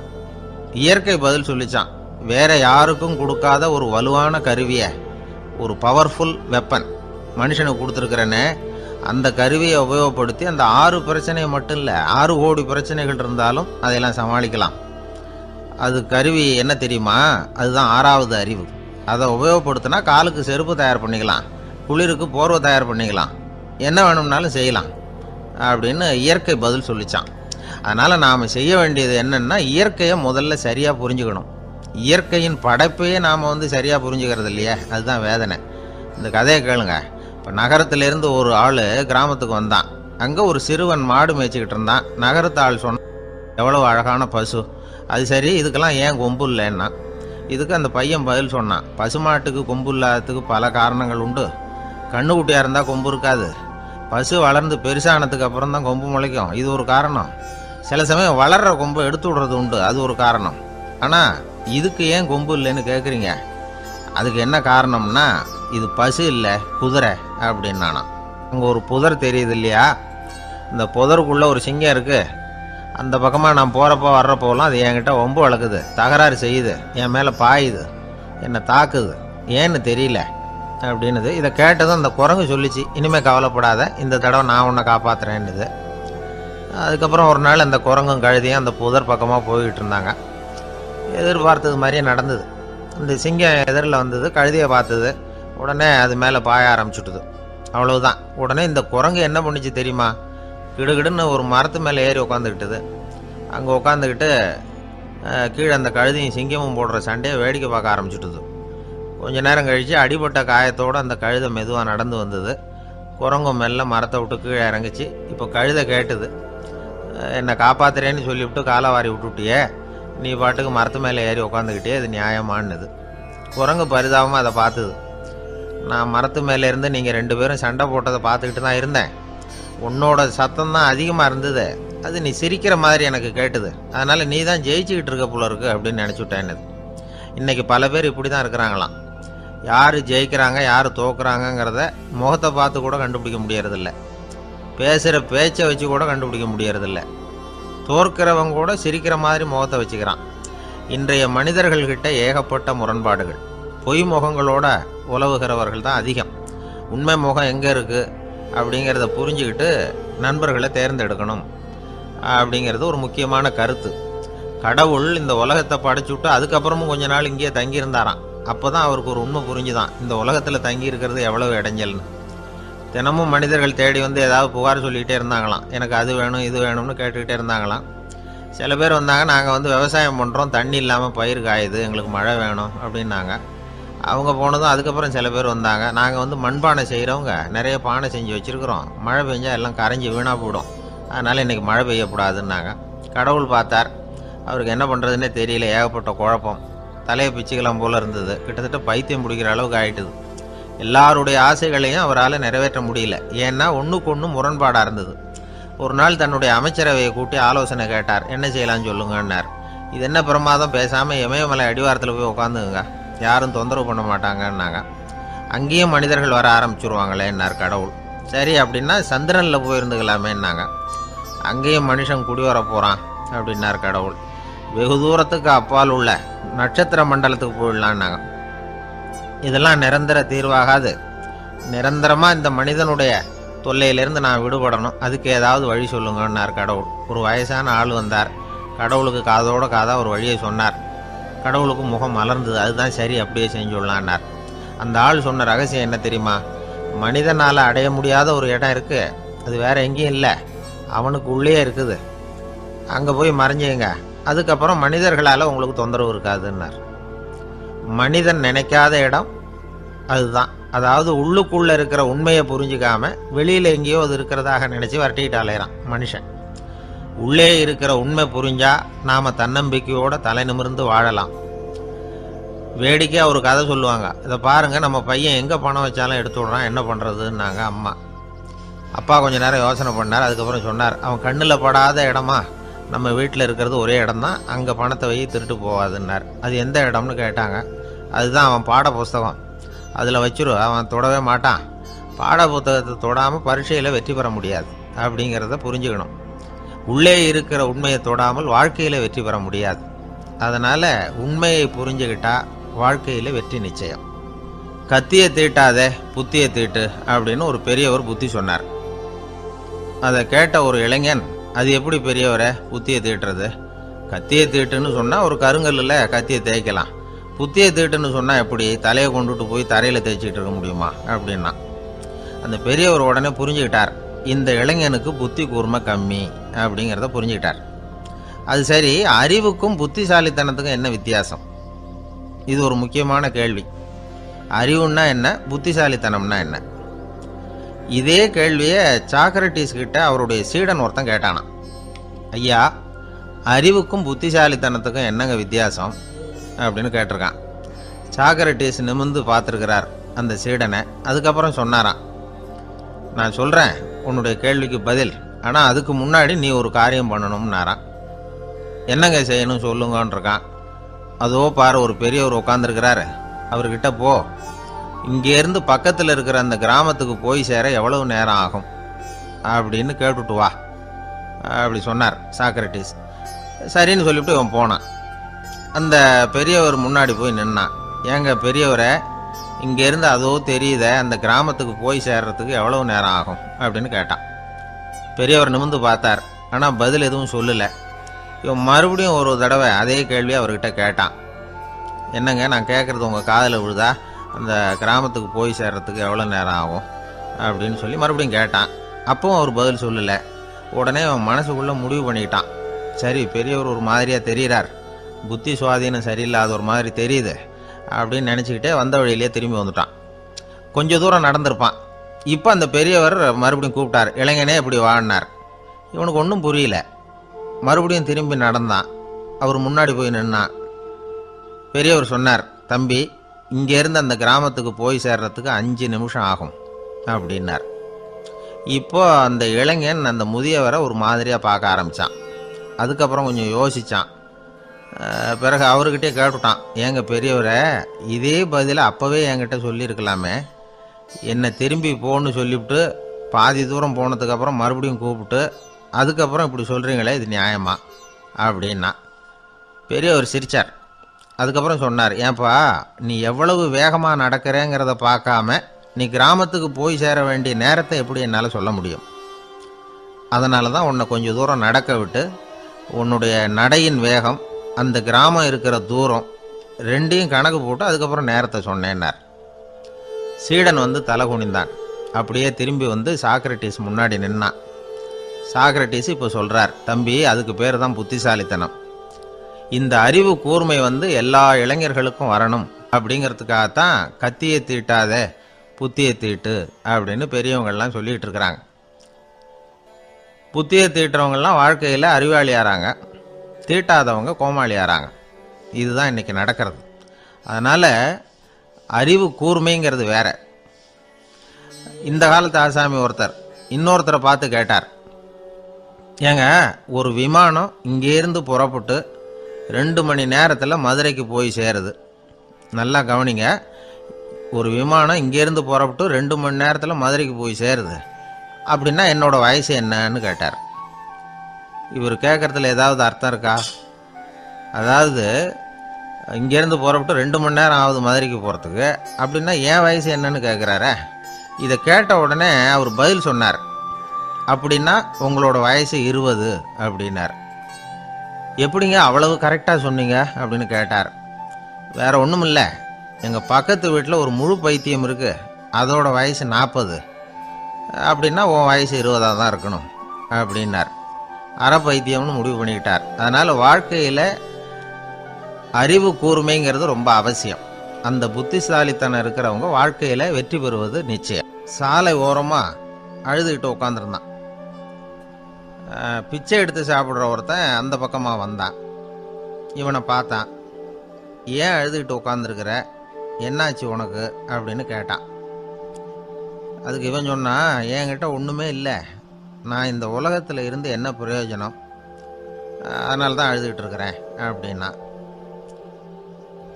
உன்கிட்ட மறைஞ்சிருக்கிற புதையல் என் கண்ணுக்கு நல்லா தெரியுது, அது உனக்கு புரியல, அதனால தான் அழுதுகிட்டு இருக்கிற அப்படின்னா. என்னது புதையல் இருக்குதா, உன் கண்ணுக்கு தெரியுதா அப்படின்னு கேட்டான். ஆமாம், எனக்கு தெரியுது. அந்த புதையலை நீ விற்கிறதுக்கு தயாராக இருக்கிறியா அப்படின்னு கேட்டான் இவன். இதை கேட்டதும் அந்த இளைஞனுக்கு ரொம்ப ஆச்சரியமாக போச்சு. என்னது இப்படி கேட்குறானே அப்படின்னு. என்கிட்ட ஒரு காசு கூட இல்லையே, அப்படி இருக்கிறப்போ புதையல் எங்கேருந்து வந்தது அப்படின்னா. இந்த நேரத்தில் அந்த பிச்சைக்காரன் சிரித்தான். இப்படி தான் இந்த உலகத்தில் எல்லாரும் சொல்லிகிட்டு இருக்கிறாங்க, என்கிட்ட ஒன்றுமே இல்லை ஒன்றுமே இல்லைன்னு சொல்லி. ஆனால் அவங்கக்கிட்ட தான் புதையல் இருக்குது. நீ வேணும்னா என் கூட வா, நம்ம நாட்டு அரசர்கிட்ட போவோம், உங்ககிட்ட இருக்கிற புதையலை அவர் நல்ல விலைக்கு எடுத்துக்குவார் அப்படின்னா. அது எப்படி உனக்கு தெரியும்னா, இதுக்கு முன்னாடியும் இது மாதிரி பல பேரை நான் ராஜா கிட்ட அழைச்சிட்டு போயிருக்கிறேன், அதனால தான் உன்னை பார்த்தேன், உன்னையும் கூப்பிடுறேன். நீ சரின்னு சொன்னால் உன்னை அழைச்சிட்டு போகிறேன், உங்ககிட்ட இருக்கிற புதையலை அவர் நல்ல விலை கொடுத்து எடுத்துக்குவார் அப்படின்னு சொன்னான். இவன் இப்படி சொல்கிறதும் அந்த இளைஞனுக்கு ஒன்றுமே புரியல. இது என்னது இந்த ஆள் இப்படி சொல்லிகிட்டு இருக்கிறான், நம்மக்கிட்ட என்ன இருக்குது, அதுவும் இல்லாமல் இவனே பிச்சை எடுத்து சாப்பிட்டுக்கிட்டு இருக்கிறான், இவன் போய் நம்மளை ராஜா கிட்ட அழைச்சிட்டு போகிறதா போகிறேங்கிறானே என்ன அப்படின்னு சொல்லி அவன் யோசனை பண்ணான்.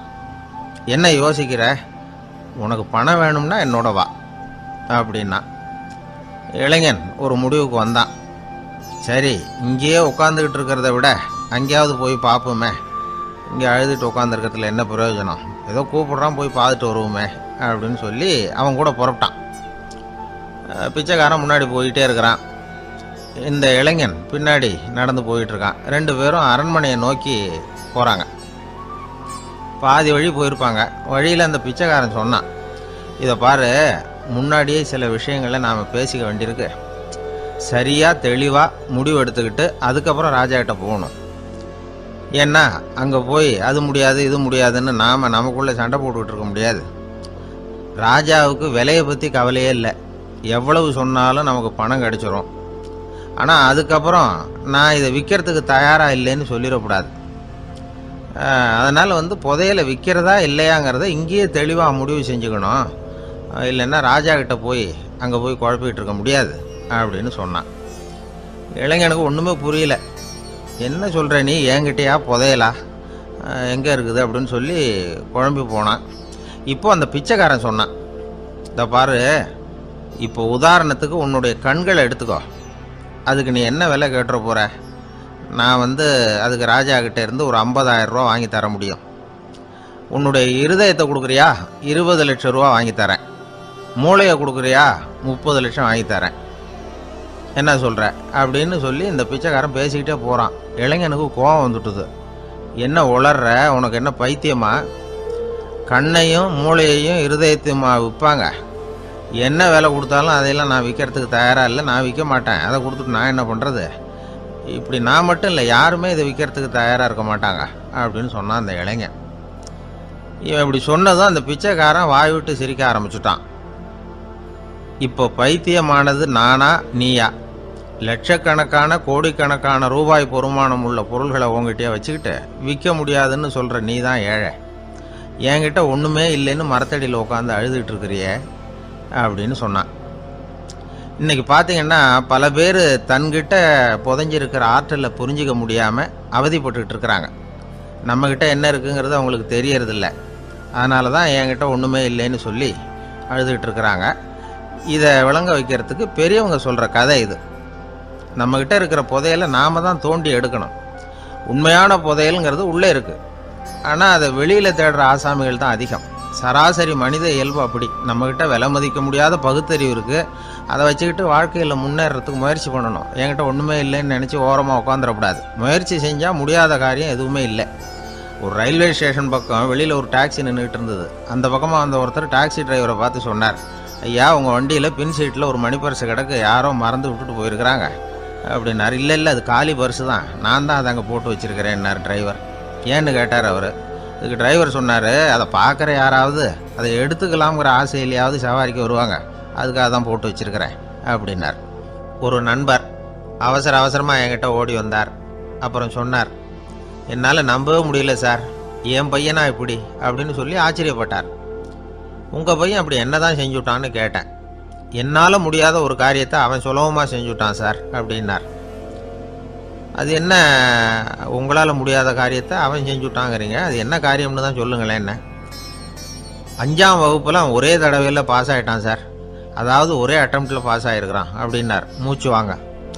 கஷ்டப்பட்டு பரீட்சை எழுதினவன் அவன், இவருக்கு மூச்சு வாங்குது.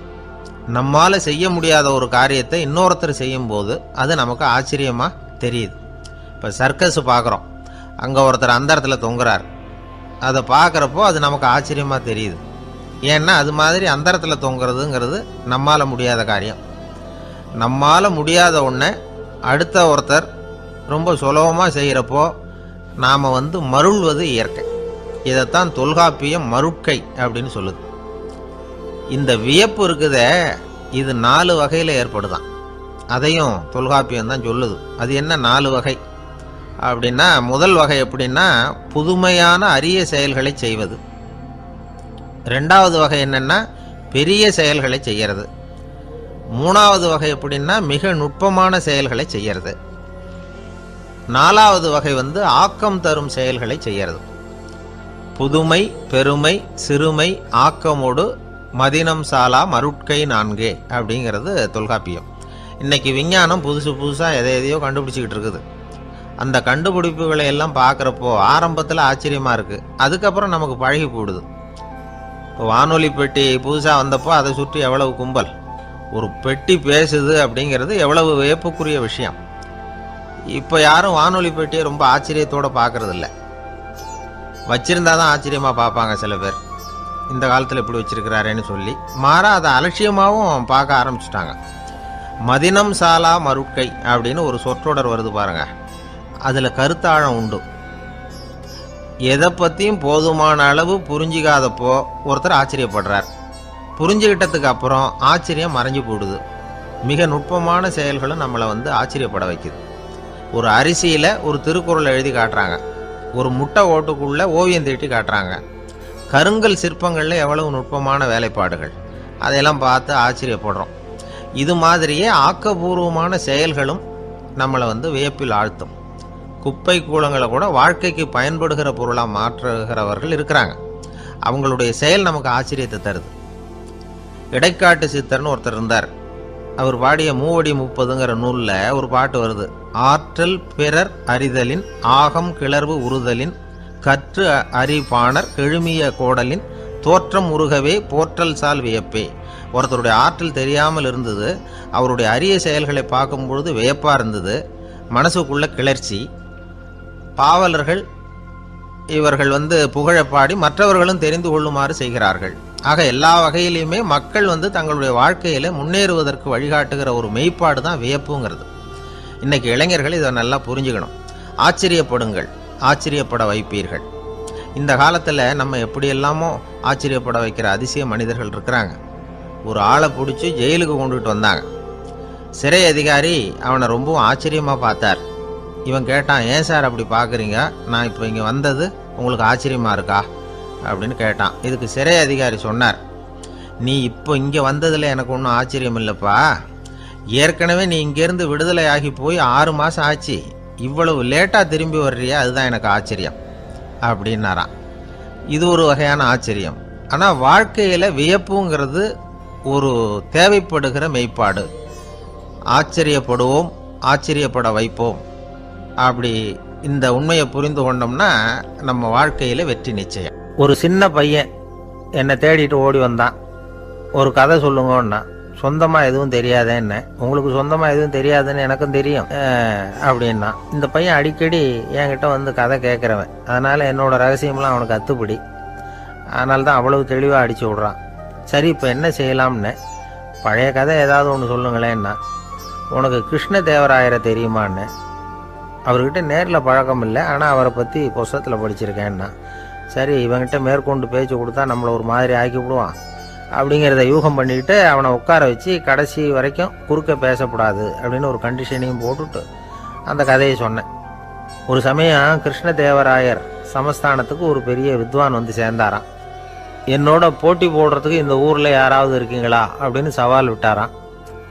அந்த ஊரில் இருந்த பெரிய பெரிய வித்வான்லாம் இது ஏதுனா வம்பா போச்சுன்னு நினைக்க ஆரம்பிச்சிட்டாங்க. யாரும் அந்த ஆளோட போட்டி போடுறதுக்கு தயாராக இல்லை. எல்லாரும் நடுங்கிக்கிட்டு இருக்கிறாங்க. அந்த நேரத்தில் ஒருத்த மட்டும் தைரியமாக முன்னுக்கு வந்தான். அது யாருன்னா தெனாலிராமன். அந்த சமஸ்தானத்தில் விகட கவி அவன். என்ன அனுப்புங்க போட்டிக்கு, நான் ஜெயிச்சு காட்டுறேன்னா.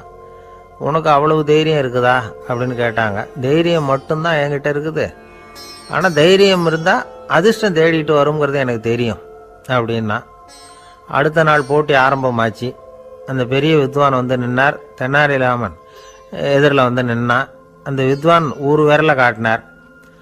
தெனாலிராமன் பதிலுக்கு 2 விரலை காட்டினான். வித்வான் 3 விரலை காட்டினார். இவன் உடனே 4 விரலை காட்டினான். உடனே 5 விரலை காட்டினார் அவர். தெனாலிராமன் உடனே தன்னுடைய கை முஷ்டியை காட்டினான், கையை மூடி காட்டினான். அவ்வளோதான். அந்த பெரிய வித்வான் கிருஷ்ணதேவராயர் காலில் விழுந்தார். நான் தோத்துட்டேன், என் தோல்வியை ஒத்துக்கிறேன் அப்படின்னு சொல்லிவிட்டார். கிருஷ்ணதேவராயர் அவரை தனியாக அழைச்சிட்டு போய் என்ன நடந்ததுன்னு விசாரித்தார். அந்த வித்வான் விளக்கம் கொடுத்தார். ஆண்டவன் ஒருவன் தான் உண்டுங்கிறத விளக்கிறதுக்காக நான் ஒரு விரலை காட்டினேன். அப்படி இல்லை, சக்தியை சேர்த்தா சக்தி சிவன் 2 பேர் உண்டுன்னு உங்கள் வித்வான் 2 விரலை காட்டினார். மூர்த்திகள் 3 பேருங்கிறதுக்காக நான் 3 விரலை காட்டினேன். வேதங்கள் 4ன்னு சொல்லி அவர் 4 விரலை காட்டினார். பஞ்சபூதங்கள் 5ன்னு நான் 5 விரலை காட்டினேன். அதையெல்லாம் அடக்கி ஆளணும்னு சொல்லி அவர் கையை மூடி உறுதியாக காட்டினார். அடடா, உங்கள் வித்வானுக்கு எப்பேற்பட்ட அறிவு, அவர் தான் ஜெயிச்சார், நான் தோத்துட்டேன் அப்படின்னார் அவர். அப்படி சொல்லிவிட்டு அவர் போயிட்டார். அதுக்கப்புறம் தெனாலிராமனை கூப்பிட்டு என்னப்பா நடந்தது அப்படின்னு கேட்டாராம். அதுக்கு தெனாலிராமன் விளக்கம் கொடுத்துருக்குறான். அவன் முதல்ல என்னை கொன்னுடுவேன்னு அந்த வித்வான் ஒரு விரலை காட்டினான். உடனே ஒரு 2 கண்ணையும் தோண்டி போடுவேங்கிறதுக்காக நான் 2 விரலை காட்டினேன். உனக்கு நாமம் போட்டுருவேன்னு சொல்லி 3 விரலை காட்டினான். அதை அழிச்சிருவேன்னு 4 விரலை காட்டினேன். உன்னை அரைஞ்சிருவேன்னு அவன் 5 விரலை காட்டினான். நான் உங்களை குத்தி போடுவேன்னு சொல்லி கையை மூடி காட்டினேன் அப்படின்னா. இப்போ பாருங்க, ஜெயிச்சது யார்?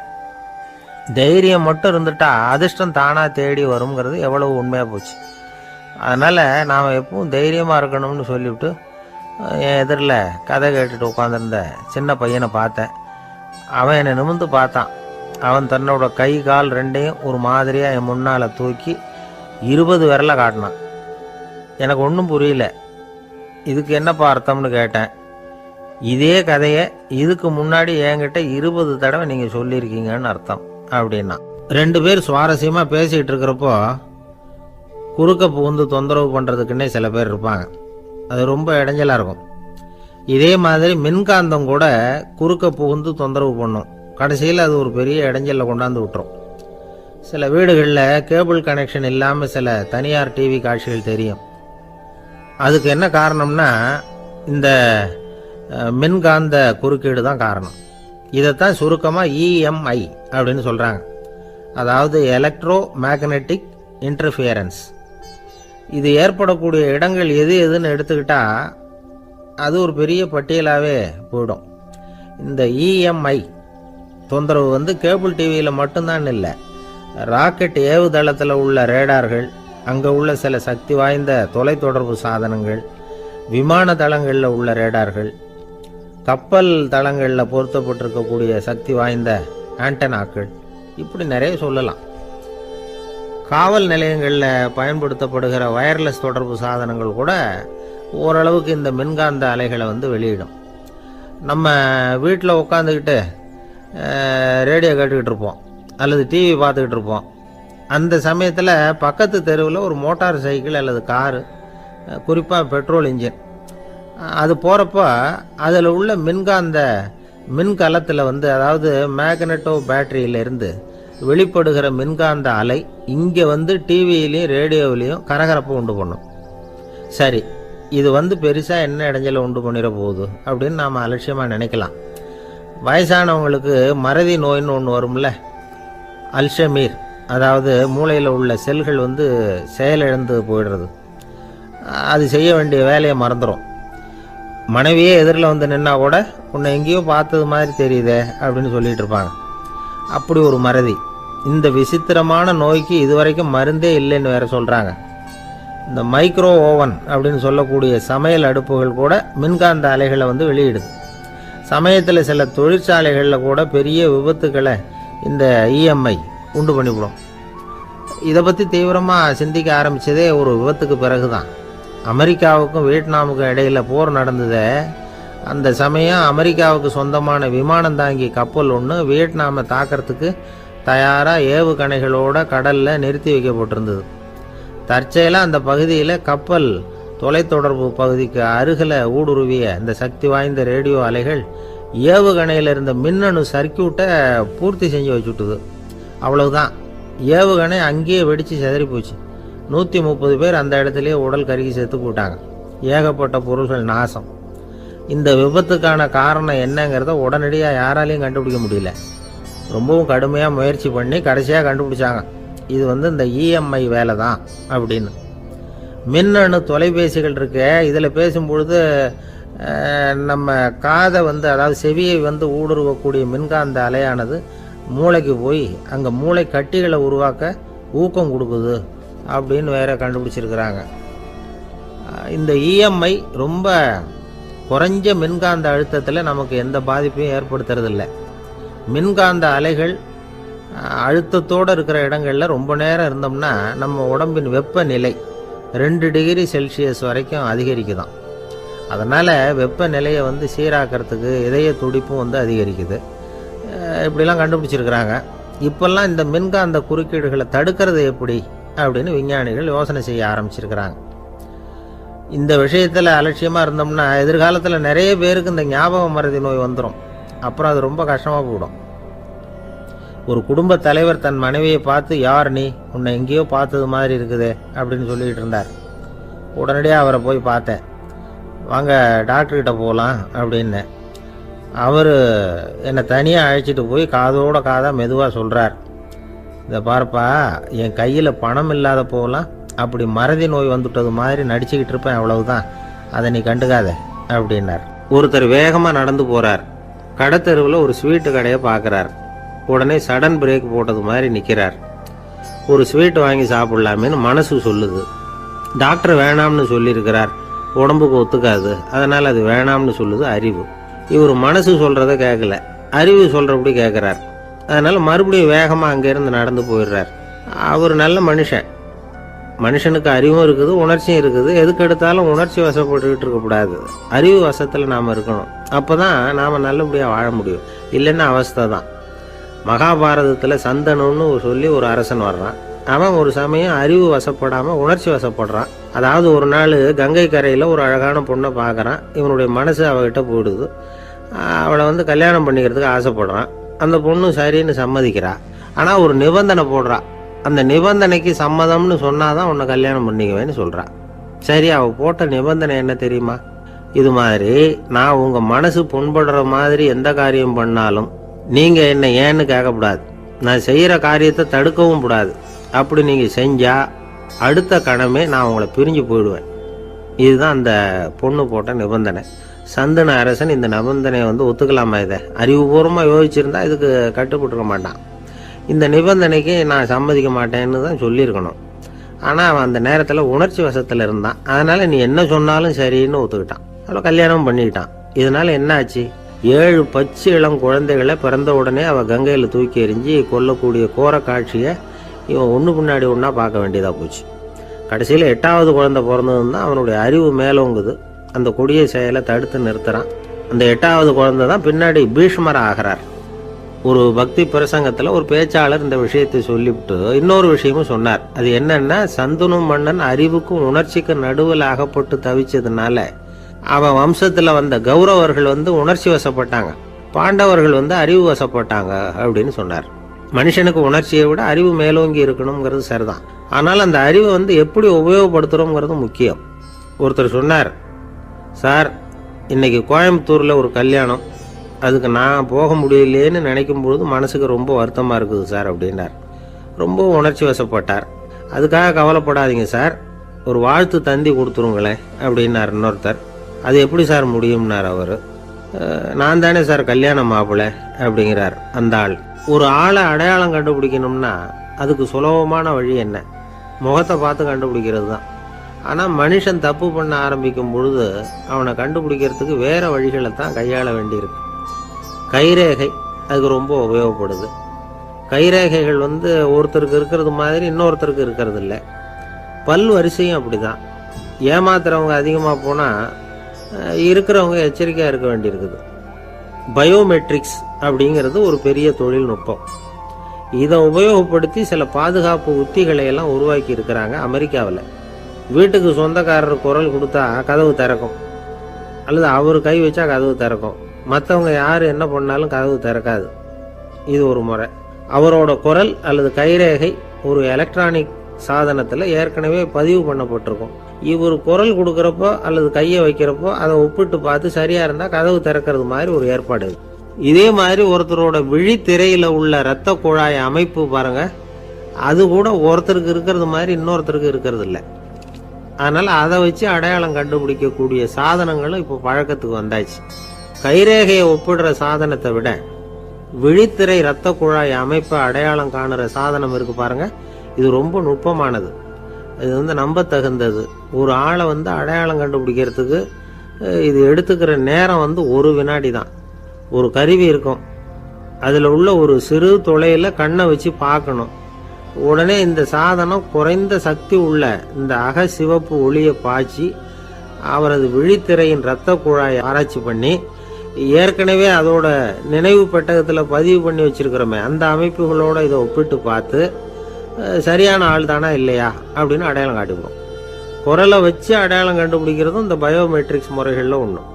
ஒரு நபரோட குரலை டிஜிட்டல் குறியீடுகளை மாற்றி பதிவு பண்ணிக்கிட்டு மீண்டும் அதே குரலை இனம் காணக்கூடிய சாதனங்கள் ஏற்கனவே அமெரிக்காவில எல்லாம் விற்பனைக்கு வந்தாச்சு. ஒரு ஆளுக்கு ஜலதோஷம் பிடிச்சிருந்தா கூட அந்த சாதனம் சரியாகவே கண்டுபிடிச்சிருமா. குரலை மாற்றி பேசுகிறவங்க கூட இந்த கருவியை ஏமாற்ற முடியாது. இதை ஆஸ்பத்திரிகள், வங்கிகளில் உள்ள இரும்பு பெட்டக காப்பறைகள் இங்கெல்லாம் உபயோகப்படுத்தலாம். குழந்தைகள் உள்ள இடங்களுக்கு ரொம்ப உபயோகப்படும். கதவு பூட்டிக்கிட்டுதுன்னு வச்சுக்கோங்க, கதவை திறக்கிறதுக்கு சாவி உபயோகப்படுத்த தெரியாத குழந்தைகள் குரல் எழுப்பிய கதவை திறந்துட முடியும்.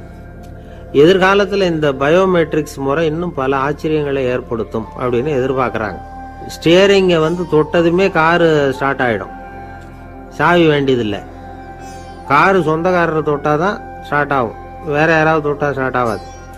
ஒரு மனுஷனோட நடை, அவர் டைப்ரைட்டரை தொடுகிற விதம், இதையெல்லாம் வச்சு கூட ஆளை அடையாளம் காணக்கூடிய தொழில்நுட்பம் வரலாம். என்னதான் தொழில்நுட்பம் வளரட்டும், குடும்பத்துக்குள்ளே நடக்கிற திருட்டுகளை கண்டுபிடிக்கிறது ரொம்ப கஷ்டம். ஒரு வீட்டில் பெட்டியில் இருந்த பணம் காணாமல் போச்சு. வீட்டுக்காரரோ அல்லது பையனோ தான் எடுத்துருக்கணும். பெட்டியை திறந்து பார்த்தா அந்த வீட்டுக்காரம்மா, இதிலிருந்து பணத்தை எடுத்தது நிச்சயமாக என் வீட்டுக்காரரு தான் அப்படின்னு சொல்ல முடியல அவங்களால. யோசிச்சாங்க. என்னம்மா இப்படி யோசிக்கிறீங்களேன்னு கேட்டிருக்காங்க. நிச்சயமாக இந்த பணத்தை எடுத்தது என் வீட்டுக்காரர் இல்லை அப்படின்னு உறுதியாக சொல்லிவிட்டாங்க அந்த அம்மா. இது கேட்டவங்களுக்கு ரொம்ப ஆச்சரியமாக இருந்தது. அந்த வீட்டுக்காரருக்கு இது ரொம்ப பெருமையாக இருந்தது. அது எப்படி அவ்வளவு கரெக்டாக சொல்கிறீங்க அப்படின்னு கேட்டிருக்கிறாங்க. அப்போ அந்த அம்மா சொல்லிச்சான், பெட்டியில் இன்னும் கொஞ்சம் பணம் மிச்சம் இருக்குது, இவர் எடுத்திருந்தாருன்னா அப்படி மிச்சம் வச்சிருக்க மாட்டார், அதனால தான் அப்படி சொன்னேன் அப்படின்னாங்களாம். ஆந்திர நாட்டில் ஒரு அரசர் இருந்தார். அந்த அரசர்கிட்ட ஒரு அமைச்சர் இருந்தார். அந்த அமைச்சர் பேர் ராயண பாஸ்கர். அவர் ஒரு பெரிய அறிவாளி. அது மட்டும் இல்லை, மிகச்சிறந்த கொடையாளி. யார் எது கேட்டாலும் இல்லைன்னு சொல்ல மாட்டாராம். அதன் காரணமாகவே அவர்கிட்ட இருந்த செல்வம் நாளுக்கு நாள் குறைஞ்சிக்கிட்டே வந்துட்டு தான். கடைசியில் குடும்பத்துக்குன்னு எதுவும் வைக்காமலே அவர் போய் சேர்ந்துட்டார். மகனும் இறந்துட்டார். அந்த குடும்பத்தில் மிஞ்சி இருந்தது அவருடைய மருமகள், ஒரு பேரன், அவ்வளவுதான். இருந்த ஒரே சொத்து பழுதடைஞ்ச ஒரு வீடு. அந்த அம்மா மற்ற வீடுகளில் வேலை செஞ்சு தன்னுடைய பிள்ளைய படிக்க வச்சுக்கிட்டு வராங்க. அந்த புள்ள ஒரு பெரிய வள்ளலுடைய பேரன்கிறது அந்த பள்ளி வாத்தியார்களுக்கும் தெரியும். அதனால் அவங்களும் இவங்ககிட்ட கொஞ்சம் அன்பாகவும் அக்கறையாகவும் பழகி பாடம் சொல்லி கொடுத்துக்கிட்டு இருக்கிறாங்க. ஒரு நாள் ஒரு புகழ்பெற்ற கவிஞர் ஒருத்தர் அந்த பள்ளிக்கூடத்துக்கு வந்திருக்கிறார். ஆசிரியர்கள்கிட்ட பேசிக்கிட்டு இருந்தப்போ ஒரு செய்தியை சொன்னாராம். ராயண பாஸ்கருங்கிற வள்ளல் எனக்கு நிறைய உதவிகள் செஞ்சிருக்கார், என்னை பாராட்டி பரிசுகள்லாம் கொடுத்துருக்கிறார். அந்த வள்ளல் வாழ்ந்த கிராமத்தை பார்க்கணுங்கிறதுக்காக தான் இப்போ இங்கே வந்திருக்கிறேன் அப்படின்னாராம். ஆசிரியர் உடனே இந்த பையனை கூப்பிட்டு, இதை பாருங்கள், இவன் யார் தெரியுமா, நீங்கள் குறிப்பிடுகிற அந்த வள்ளலின் பேரன் அப்படின்னு அறிமுகப்படுத்தினாராம். கவிஞரின் கண்களில் ஆனந்த கண்ணீர். அந்த பரவச நிலையிலேயே அந்த வள்ளலை பற்றி கவி பாட ஆரம்பிச்சுட்டாராம். இந்த சின்ன பையன் அதை கேட்டிருக்கிறான். உடனே என்ன பண்ணான் தெரியுமோ, தன் கையில் அணிஞ்சிருந்த ஒரு பொன் வளையலை கழட்டி அந்த கவிஞருக்கு பரிசாக கொடுத்துட்டானான். எல்லாருக்கும் ஆச்சரியம். தாத்தா இருக்கும் நிலையில் கொடுத்தார், பேரன் இல்லாத நிலையிலையும் கொடுக்குறான். பையனை எல்லாரும் பாராட்டினாங்களாம். இருந்தாலும் அவனுக்குள்ள ஒரு பயம் எதுவாக ஆரம்பமாச்சு. பள்ளிக்கூடம் விட்டு வீட்டுக்கு வரும்பொழுது அந்த பயம் இன்னும் அதிகமாயிட்டு. அம்மா என்ன சொல்லுவாங்களோ தெரியலையே, ஏதோ திடீர்னு தோணிச்சு வளையல கழட்டி கொடுக்கணும்னு கொடுத்துட்டோம். குடும்பம் இருக்கிற நிலையில் இப்படி நான் செஞ்சது தப்பா, வீட்டு செலவுக்கே அம்மா எவ்வளவு கஷ்டப்படுறாங்க, வீட்டுக்கு போனதும் என்ன நடக்குமோ தெரியலையே அப்படின்னு நினச்சி பயந்துக்கிட்டே அவன் வீட்டுக்குள்ளே அடி எடுத்து வைக்கிறான். அம்மா கூப்பிட்டு சாப்பாடு போட்டாங்க. அவங்க கண்ணில் படக்கூடாதுங்கிறதுக்காக ஒரு கையை பின்னாடி மறைச்சிக்கிட்டே இருந்தான். அம்மா இதை கவனிச்சிட்டாங்க. ஏய், உன் கையை ஏன் அப்படி வச்சிருக்கிற, உன் கைக்கு என்னாச்சு, ஏதாவது அடிபட்டு போச்சா அப்படின்னு கேட்டுக்கிட்டே கையை எடுத்து பார்க்குறாங்க. வளையல காணலை. வளையல் எங்கே அப்படின்னு கேட்குறாங்க. இவன் தயங்கிக்கிட்டே நடந்ததை சொல்கிறான். அதை கேட்டதும் அந்த அம்மாவோட முகம் கோபத்தால் சவுந்து போச்சான். முட்டாளே, என்ன காரியம் பண்ண அப்படின்னு கன்னத்தில் அரைஞ்சிட்டாங்களாம். அம்மா, என்னை அடிக்காத, ஏதோ தெரியாமல் தப்பு பண்ணிட்டேன் அப்படின்ட்டுருக்கான். மகனே, வளையலை கொடுத்ததுக்காக நான் உன்னை அடிக்கலை அப்படிங்க, பின்ன எதுக்கு அடித்தேன்னு கேட்டிருக்கான்.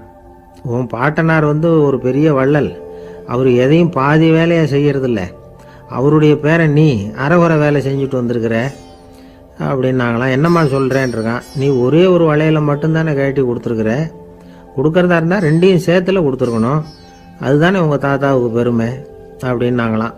அம்மா, தெரியாமல் செஞ்சுட்டேன், உங்கள்கிட்டையும் அரை வாங்கிட்டேன் அப்படி இப்படின்னு அவன் சொல்லியிருக்கிறான். இப்போ அம்மா கொஞ்சம் இருங்க, அந்த கவிஞர் இன்னைக்கு நம்ம ஊரில் தான் தங்கியிருப்பார், நாளைக்கு காலையில் தான் அவர் எங்கே இருக்காருன்னு விசாரித்து இன்னொரு வளையலையும் கொடுத்துட்றேன் அப்படின்ட்டுருக்கான். மகனே, நல்ல செயல்களையெல்லாம் நாளைக்குன்னு ஒத்தி போடாத, நாளைக்கு என்ன நடக்குங்கிறது யாருக்கு தெரியும், இப்போவே போ, எங்கே இருக்காருன்னு பாரு அப்படின்ட்டுருக்காங்க. மகன் புறப்பட்டான். பள்ளி ஆசிரியர்கிட்ட போய் கேட்டானான் அந்த கவிஞர் எங்கே இருக்காருன்னு. அவர் சொன்னாராம். உடனே போய் அவர் இருக்கிற இடத்துல கதவை தட்டியிருக்கான். ராத்திரி நேரத்தில் இவனை கண்டதும் அவருக்கு ரொம்ப ஆச்சரியம். இவன் இன்னொரு கை வளையலையும் எடுத்து நீட்டியிருக்கான். அவர் திகைச்சு போய் நிற்கிறார். அவரால் என்ன பண்ணுறதுன்னே தெரியல. ஆனந்த கண்ணீர்.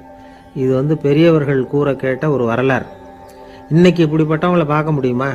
வறுமை வள்ளல் தன்மையை ஒன்றும் செய்து விடாதுங்கிறதுக்கு இது ஒரு உதாரணம். ஒருத்தன் இன்னொருத்தனை பார்த்து கேட்டானா, எங்கள் தாத்தா உங்கள் தாத்தாவுக்கு 100 ரூபா கடன் கொடுத்துருக்கிறார், அதை எப்போ திருப்பி கொடுக்க போகிறேன்னு. கவலைப்படாத, எங்கள் பேரன் அதை உங்கள் பேரன்ட்ட திருப்பி கொடுத்துருவான் அப்படின்னு நானான் அவன். ஒரு ஊரில் ஒரு மன்னர் இருந்தார். புத்தி கூர்மை உள்ள ஒரு மன்னர். பொதுவாக மன்னர்களுக்கு சந்தேகம் வந்தால் சபையில் உள்ள சான்றோர்கள்கிட்ட கேட்டு தெரிஞ்சுக்கிறது தானே வழக்கம். ஆனால் இங்கே அப்படி இல்லை. மற்றவங்களுக்கு சந்தேகம் வந்தால் மன்னர்கிட்ட கேட்டு தெரிஞ்சுக்குவாங்க. அது மாதிரி கேட்டு தெரிஞ்சுக்கிறதுக்காக ஒரு பெரியவர் ஒரு நாள் வந்தார். அவர் கையில் 3 பொம்மைகள் வச்சுருந்தார். 3 ஒரே மாதிரி பொம்மைகள், கொஞ்சம் கூட வித்தியாசம் தெரியல. ஏது இந்த பொம்மைன்னு கேட்டார் மன்னர். எனக்கு வேண்டியப்பட்ட ஒருத்தங்கிட்ட இருந்து இதை வாங்கிட்டு வந்திருக்கிறேன், நான் தான் அவன்கிட்ட இந்த பொம்மையை செஞ்சு கொடுக்க முடியா கேட்டுக்கிட்டேன். அவன் ரொம்ப புத்திசாலி, அவன் தான் இதை செஞ்சு கொடுத்தான், ஆனால் அதில் ஒரு சிக்கல் அப்படின்னார். என்ன பிரச்சனைன்னு கேட்டிருக்காரு இவர். நான் அவன்கிட்ட கேட்டது 3 விதமான பொம்மைகளாக இருக்கணும்னு கேட்டேன். அவன் என்னடான்னா 3 ஒரே மாதிரியாக செஞ்சு கொடுத்துட்டான் அப்படின்னார். அவங்ககிட்டயே கேட்கறது தானே அப்படின்ட்டு இருக்காரு இவர். கேட்டேன், அவன் என்ன சொல்கிறான்னா, இது 3 ஒரே மாதிரி பொம்மை கிடையாது, 3 விதம், ஒன்றுக்கு ஒன்று வித்தியாசம் இருக்குது. இந்த 3 பொம்மையும் 3 விதமான நண்பர்களுக்கு உதாரணங்கள் அப்படின்னு சொல்கிறான். எனக்கு ஒன்றும் புரியல, அதுதான் உங்ககிட்ட வந்தேன் அப்படின்னார். சரி, அந்த பொம்மைகளை இப்படி கொடுங்க அப்படின்னு வாங்கினார் மன்னர். எடுத்துக்கிட்டு உள்ளே போனார். கொஞ்ச நேரம் கழித்து வெளியில் வந்தார். அதுக்கப்புறம் சொன்னார், இதை பாருப்பா, அவன் சொன்னது சரிதான், 3 விதம் தான். இது இருக்குதே முதல் பொம்மை, இது உத்தமமான நண்பனுக்கு உதாரணம். இந்த 2வது பொம்மை இது மத்தியமமான நண்பனுக்கு உதாரணம். அந்த 3வது பொம்மை இருக்குதே அது மோசமான நண்பனுக்கு உதாரணம். இதை செஞ்சவன் உண்மையிலேயே பெரிய அறிவாளி தான் அப்படின்னாராம். வந்தவருக்கு ஒன்றும் புரியல. பார்த்தா ஒன்றும் வித்தியாசம் தெரியலையே அப்படின்னு அவன் குழம்பி போய் நிற்கிறான். இப்போ அந்த மன்னர் விளக்கம் கொடுக்குறார். அந்த 3 பொம்மையையும் எடுத்து முன்னாடி வச்சார். ஒரு மெல்லிய கம்பியை கையில் எடுத்தார். அந்த முதல் பொம்மை காதில் விட்டார். கொஞ்ச தூரம் உள்ளே போய் அப்படியே நின்றுட்டுது அந்த கம்பி. அப்புறம் 2வது பொம்மை காதில் அந்த கம்பியை விட்டார். அந்த கம்பி என்னாச்சுன்னா அப்படியே அது வாய் வழியாக வெளில வந்தது. 3வது பொம்மை காதில் கம்பியை செலுத்தினார். அது நேராக இன்னொரு காது வழியாக வெளியில் வந்தது. இந்த முதல் வகை இருக்குதே, அது மாதிரியான நண்பர்கள் எப்படி தெரியுமா? நம்ம கஷ்டத்தை அவங்கக்கிட்ட சொன்னால் பேசாமல் கேட்டுக்குவாங்க. வெளியில் அதை யாருக்கிட்டையும் சொல்லிகிட்டு இருக்க மாட்டாங்க. வெளியில் தெரியாமல் நமக்கு உதவி பண்ணுவாங்க. செஞ்சுட்டு அதை நான் தான் செஞ்சேன்னு சொல்லிகிட்டு இருக்க மாட்டாங்க. அதுதான் கம்பி ஒரு காது வழியாக போய் உள்ளேயே நின்றுட்டுது. 2வது பொம்மையில் கம்பி என்னாச்சு, ஒரு காது வழியாக போய் வாய் வழியாக வெளியில் வருது. இது மாதிரியான நண்பர்கள்கிட்ட நாம் கஷ்டத்தை சொன்னால் அதை அவங்க 4 பேர்கிட்ட போய் சொல்லி நமக்காக உதவி கேட்பாங்க. நமக்குன்னு கேட்டு வாங்கி அதை நம்மகிட்ட கொண்டுகிட்டு கொடுப்பாங்க. இவங்க மத்தியமமான நண்பர்கள். 3வது பொம்மையில் ஒரு காது வழியாக செலுத்துகிற கம்பி இன்னொரு காது வழியாக வெளியில் வந்துடுது. இது மாதிரியான நண்பர்கள்கிட்ட நம்ம கஷ்டத்தை சொன்னால் அவங்க காது கொடுத்து கேட்கறது மாதிரி நடிப்பாங்க. அப்படியே இன்னொரு காது வழியாக அதை வெளில விட்டுருவாங்க. அதை பற்றி கவலைப்பட மாட்டாங்க. இதுதான் இந்த பொம்மைகளுக்குள்ளே இருக்கிற வித்தியாசம் அப்படின்னு விளக்கம் கொடுத்தாராம் மன்னர். படிக்கிற பிள்ளைங்கள்லேயும் இது மாதிரி 3 வகை உண்டு. சில பேர் காதால் வாங்கி மனசில் வச்சுக்குவான். சில பேர் காதால் வாங்கி பேனாவால் எழுதி விடுவான். சில பேர் ஒரு காதால் வாங்கி இன்னொரு காதால் வெளியில் விட்டுருவான். ஒரு பையன் வகுப்பில் ஆசிரியர் பாடம் நடத்தும் பொழுது தலையை வேகமாக ஆட்டி ஆட்டி கேட்பானான். ஏன்டா இப்படி தலையை இப்படி ஆட்டுற அப்படின்னு கேட்டிருக்கான் பக்கத்தில் இருந்தவன். தலையை ஆட்டினா தாண்டா ஒரு காது வழியாக உள்ளே போகிறது இன்னொரு காது வழியாக வெளியில் வேகமாக வெளில போகும் அப்படின்னானான் அந்த பையன். எனக்கு வாழ்க்கையே வெறுத்து போச்சு சார் அப்படின்னு சொல்லிட்டு ஒருத்தர் வந்தார். கொஞ்ச நேரம் பேசினதுக்கப்புறம் அவர் அப்படி சொல்லியிருந்தா அதில் ஒரு அர்த்தம் இருந்திருக்கும். வர்றதுக்கு முன்னாடியே வாழ்க்கை வெறுத்து போச்சுன்னு சொல்லிட்டு வர்றார். என்ன சார் விஷயம்னு விசாரித்தோம். எங்கள் வீட்டில் தினம் 3 வேளையும் ஒரே மாதிரி சாப்பாடு சார், வித்தியாசமே கிடையாது. இப்படியே 3 மாதமாக சாப்பிட்டுக்கிட்டு இருக்கிறேன். அதை விட பட்டினி கிடந்து செத்துடலாம்னு தோணுது அப்படின்னார். ஒரு பெரியவர் சொன்ன தத்துவத்தை சொல்கிறதுக்கு ஆள் கிடைக்காம தவிச்சுக்கிட்டு இருந்தோம். இப்போ ஒருத்தர் கிடைச்சிட்டார். விட்டுலாமா? உடனே அவரை உட்கார வச்சு சொல்ல ஆரம்பிச்சிட்டோம். அதாவது நாம் அனுபவிக்கிற உணர்வுகளில் களிப்பு, மகிழ்வு, ஆனந்தம், இது 3க்கும் ஒன்றுக்கு ஒன்று வித்தியாசம் உண்டு. மேம்போக்காக பார்க்கறதுக்கு இது 3 ஒன்று மாதிரி தோணும். ஆனால் அது அப்படி இல்லை. களிப்புங்கிறது உடம்பை பொறுத்தது, மகிழ்வுங்கிறது மனசை பொறுத்தது, ஆனந்தம்ங்கிறது ஆன்மாவை பொறுத்தது. இப்படி இந்த 3 வகையான அந்த சுவைப்புகளின் தன்மையும் வேற வேற. இப்போ முதல்ல களிப்புங்கிறத எடுத்துக்குவோம். நம்ம புலன்களுக்கு களிப்பை தரக்கூடிய பொருள்களுக்கு சில விசேஷ குணம் உண்டு. அது எப்படின்னா, சீக்கிரமே சலிப்பை உண்டு பண்ணும். ஒருத்தர் அந்த பொருளை எடுத்துக்கிட்டா அது இன்னொருத்தருக்கு குறைஞ்சிரும். உணவு, உடை, இதெல்லாம் களிப்பை தரக்கூடிய பொருள்கள். இப்போ உதாரணத்துக்கு, ஒரு சாப்பாட்டு மேசையில் ஒரு பாத்திரத்தில் 10 இட்லி இருக்குது. அதில் ஒரு 2 இட்லியை நம்ம தட்டில் எடுத்து வச்சு சாப்பிட்றோம். நாம் சாப்பிட்ட அந்த இட்லி நிச்சயமாக எதிரில் உட்காந்துருக்கிறவருக்கு இல்லை, அவருக்கு உபயோகப்படாது. நாம் சாப்பிட்ட அதே இட்லியை அவரும் சாப்பிட முடியாது, அவர் வேற தான் எடுத்து வச்சுக்கணும். அது மாதிரி நாம் ஒரு சட்டையை எடுத்து போட்டுக்கிறோம். அதே சட்டையை அதே நேரத்தில் இன்னொருத்தர் போட்டுக்க முடியாது. புலன்களுக்கு களிப்பை தரக்கூடிய இது மாதிரி பொருள்கள்லாம் முதல் தடவை நமக்கு கொடுக்குற களிப்பை 2வது தடவையும் கொடுக்காது. 3வது தடவை இன்னும் குறையும். கடைசியில் வெறுப்பாக மாறிடும். ஒவ்வொன்றா இட்லியை தொடர்ந்து சாப்பிட்றோம்னு வச்சுக்கோங்க, முதல் இட்லி தரக்கூடிய சுவையை 30வது இட்லி தராது. முதல் தடவை புது சட்டையை போட்டுக்கிறப்போ நமக்கு இருக்கிற களிப்பு அதே சட்டையை 100வது தடவையாக போட்டுக்கிறோம்னு வைங்க, அப்போ இருக்குமா? இருக்காது. இதுதான் களிப்பு. அதாவது சீக்கிரமே சலிப்பை தரக்கூடியது. ஒருத்தர் எடுத்துக்கிட்டா இன்னொருத்தருக்கு குறைஞ்சி போகக்கூடியது. ஆனால் மகிழ்ச்சிங்கிறது அப்படி இல்லை. ஒருத்தர் அனுபவிக்கிறதுனால இன்னொருத்தருக்கு குறைஞ்சி போகாது. இப்போ காலையில் சூரியன் உதயம் ஆகிறத பார்த்து சந்தோஷப்படுறோம், அதையே இன்னொருத்தரும் பார்த்து சந்தோஷப்படலாம். ஒரு நல்ல சங்கீதத்தை கேட்குறோம், ஒரு அழகான ஓவியத்தை ரசிக்கிறோம், நீங்கள் ரசிக்கிற அதே நேரத்தில் இன்னொருத்தரும் அதை ரசிக்கலாம். அதனால் அது குறைஞ்சி போகிறதில்ல. இது மகிழ்வு. ஆனால் ஒன்று, ஒரே பாடலை திரும்ப திரும்ப கேட்டுக்கிட்டு இருந்தால் கடைசியில் அலுப்பு தட்டும். அதாவது மகிழ்வுங்கிறது எப்படின்னா, மற்றவங்களோட பகிர்ந்து கொள்றதுனால குறையாது. ஆனால் ஒரே பொருள் மீண்டும் மீண்டும் அனுபவிப்ப தர்றப்போ முதல்ல மகிழ்வு அதிகரித்து அதுக்கப்புறம் அது மங்கி மறைஞ்சு போயிடும். இதுதான் அந்த மகிழ்வுங்கிறதுக்கு இலக்கணம். சரி, இப்போ மூணாவதா சுகம் தரக்கூடிய ஆனந்தம்ங்கிறது எப்படின்னா, இது நமக்கு உள்ளே இருந்து சுரக்கிறது. மனசு சலனங்கள்லேருந்து விடுபடுறப்போ இந்த ஆனந்தம் நமக்கு கிடைக்கும். இது நிலையான சுகம், ஆத்ம சுகம். களிப்பிலிருந்து மகிழ்வுக்கும் மகிழ்விலிருந்து ஆனந்தத்துக்கும் செல்றது தான் மனிதன் நடத்த வேண்டிய முக்கியமான பயணம். இவ்வளவு விஷயத்தையும் கேட்டுட்டு இந்த காலத்து பையன் ஒருத்தன் வந்தான். சார், இப்போ நீங்கள் ஒரு சாப்பாட்டு மேசையில் ஒரு 10 இட்லி வைக்கிறீங்க, என்ன உட்கார வைங்க, எதிரில் இன்னொருத்தனை உட்கார வைங்க, நான் களிப்பு மகிழ்வுலாம் தாண்டி நேரடியாக ஆனந்தத்துக்கு பயணம் பண்ணி காட்டுறேன் அப்படின்னா. ஒன்றும் புரியல அவன் சொன்னது. அது எப்படி, அப்படி என்ன பண்ணுவ நீ அப்படின்னு சொல்லி கேட்டோம் ஆச்சரியமா. 2 இட்லி சாப்பிட்டா தானே சார் களிப்பு, நான் 10 இட்லியும் மொத்தமாக சாப்பிட்ருவேன், அடுத்தவனுக்கு எதுவும் கிடைக்காது, அவனுக்கு கிடைக்காதபடி நாமே சாப்பிட்டுடுறோம்ல, அதுதானே நமக்கு ஆனந்தம் அப்படின்னு அதுக்கு ஒரு விளக்கம் சொல்கிறான். ஒரு கணவன் மனைவி, எப்போ பார்த்தாலும் அவங்க 2 பேருக்கும் இடையில சண்டை வந்துக்கிட்டே இருந்தது. இதில் என்ன ஆச்சரியங்கிறீங்களா? நான் அதுக்காக சொல்ல வரல, இது வேற விஷயம். அதாவது சண்டை போடாமல் இருக்கிறதுக்கு வழி சொல்கிற தகவல் இது. நான் சொன்ன அந்த கணவன் மனைவி எப்படின்னா, கணவன் ஒரு வார்த்தை சொன்னால் மனைவி கிட்டேருந்து 2 வார்த்தை பதிலாக வரும், இதுக்கு கணவன் கிட்டேருந்து 4 வார்த்தை பதிலாக வரும். இப்படி வார்த்தைகள் பெருகி போய் கடைசியில் வம்புல முடியும். அந்த அம்மா பொறுத்து பார்த்தாங்க, அவங்களால தாக்கு பிடிக்க முடியல. பக்கத்து வீட்லேயும் ஒரு கணவன் மனைவி இருந்தாங்க, அவங்களுக்குள்ள சண்டை வர்றதில்லை. அது எப்படி அவங்களால மட்டும் சண்டை போடாமல் இருக்க முடியுது அப்படின்னு இந்த அம்மாவுக்கு ஆச்சரியம். ஒரு நாள் நேராக பக்கத்து வீட்டு அம்மாக்கிட்டே போய், ஏம்மா, நீங்கள் எப்படி கணவனும் மனைவியும் சண்டை போட்டுக்காமல் இருக்கிறீங்க, அது எப்படி முடியுது உங்களால் அப்படின்னு கேட்டாங்க.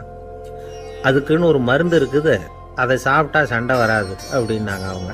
சரிங்க, அந்த மருந்தை அவர் சாப்பிட மாட்டேன்னு சொல்லிட்டா என்ன பண்ணுறது அப்படின்னு கேட்டிருக்கிறாங்க இவங்க. அந்த மருந்து அவருக்கு இல்லைம்மா, உனக்கு தான் அப்படின்னாங்களாம் அவங்க. அப்படியா, அப்படின்னா கொடுங்க, ரொம்ப நல்லதாக போச்சு, அதை எப்படி சாப்பிட்றதுங்கிற விவரத்தையும் சொல்லுங்கள், எங்கே அது கிடைக்குங்கிறதையும் சொல்லுங்கள், வாங்கிக்கிறேன் அப்படின்னு கேட்டாங்களாம் இவங்க. வேறு எங்கேயும் போய் வாங்க வேண்டாம், என்கிட்டே இருக்க அந்த மருந்து, அதில் கொஞ்சம் தர்றேன், வாங்கி வச்சுக்க. உன் வீட்டுக்காரர் உன்னோட சண்டையை ஆரம்பிக்கிறப்போலாம் நீ இந்த மருந்தில் 1 அவுன்ஸ் வாயில் ஊற்றிக்கணும்.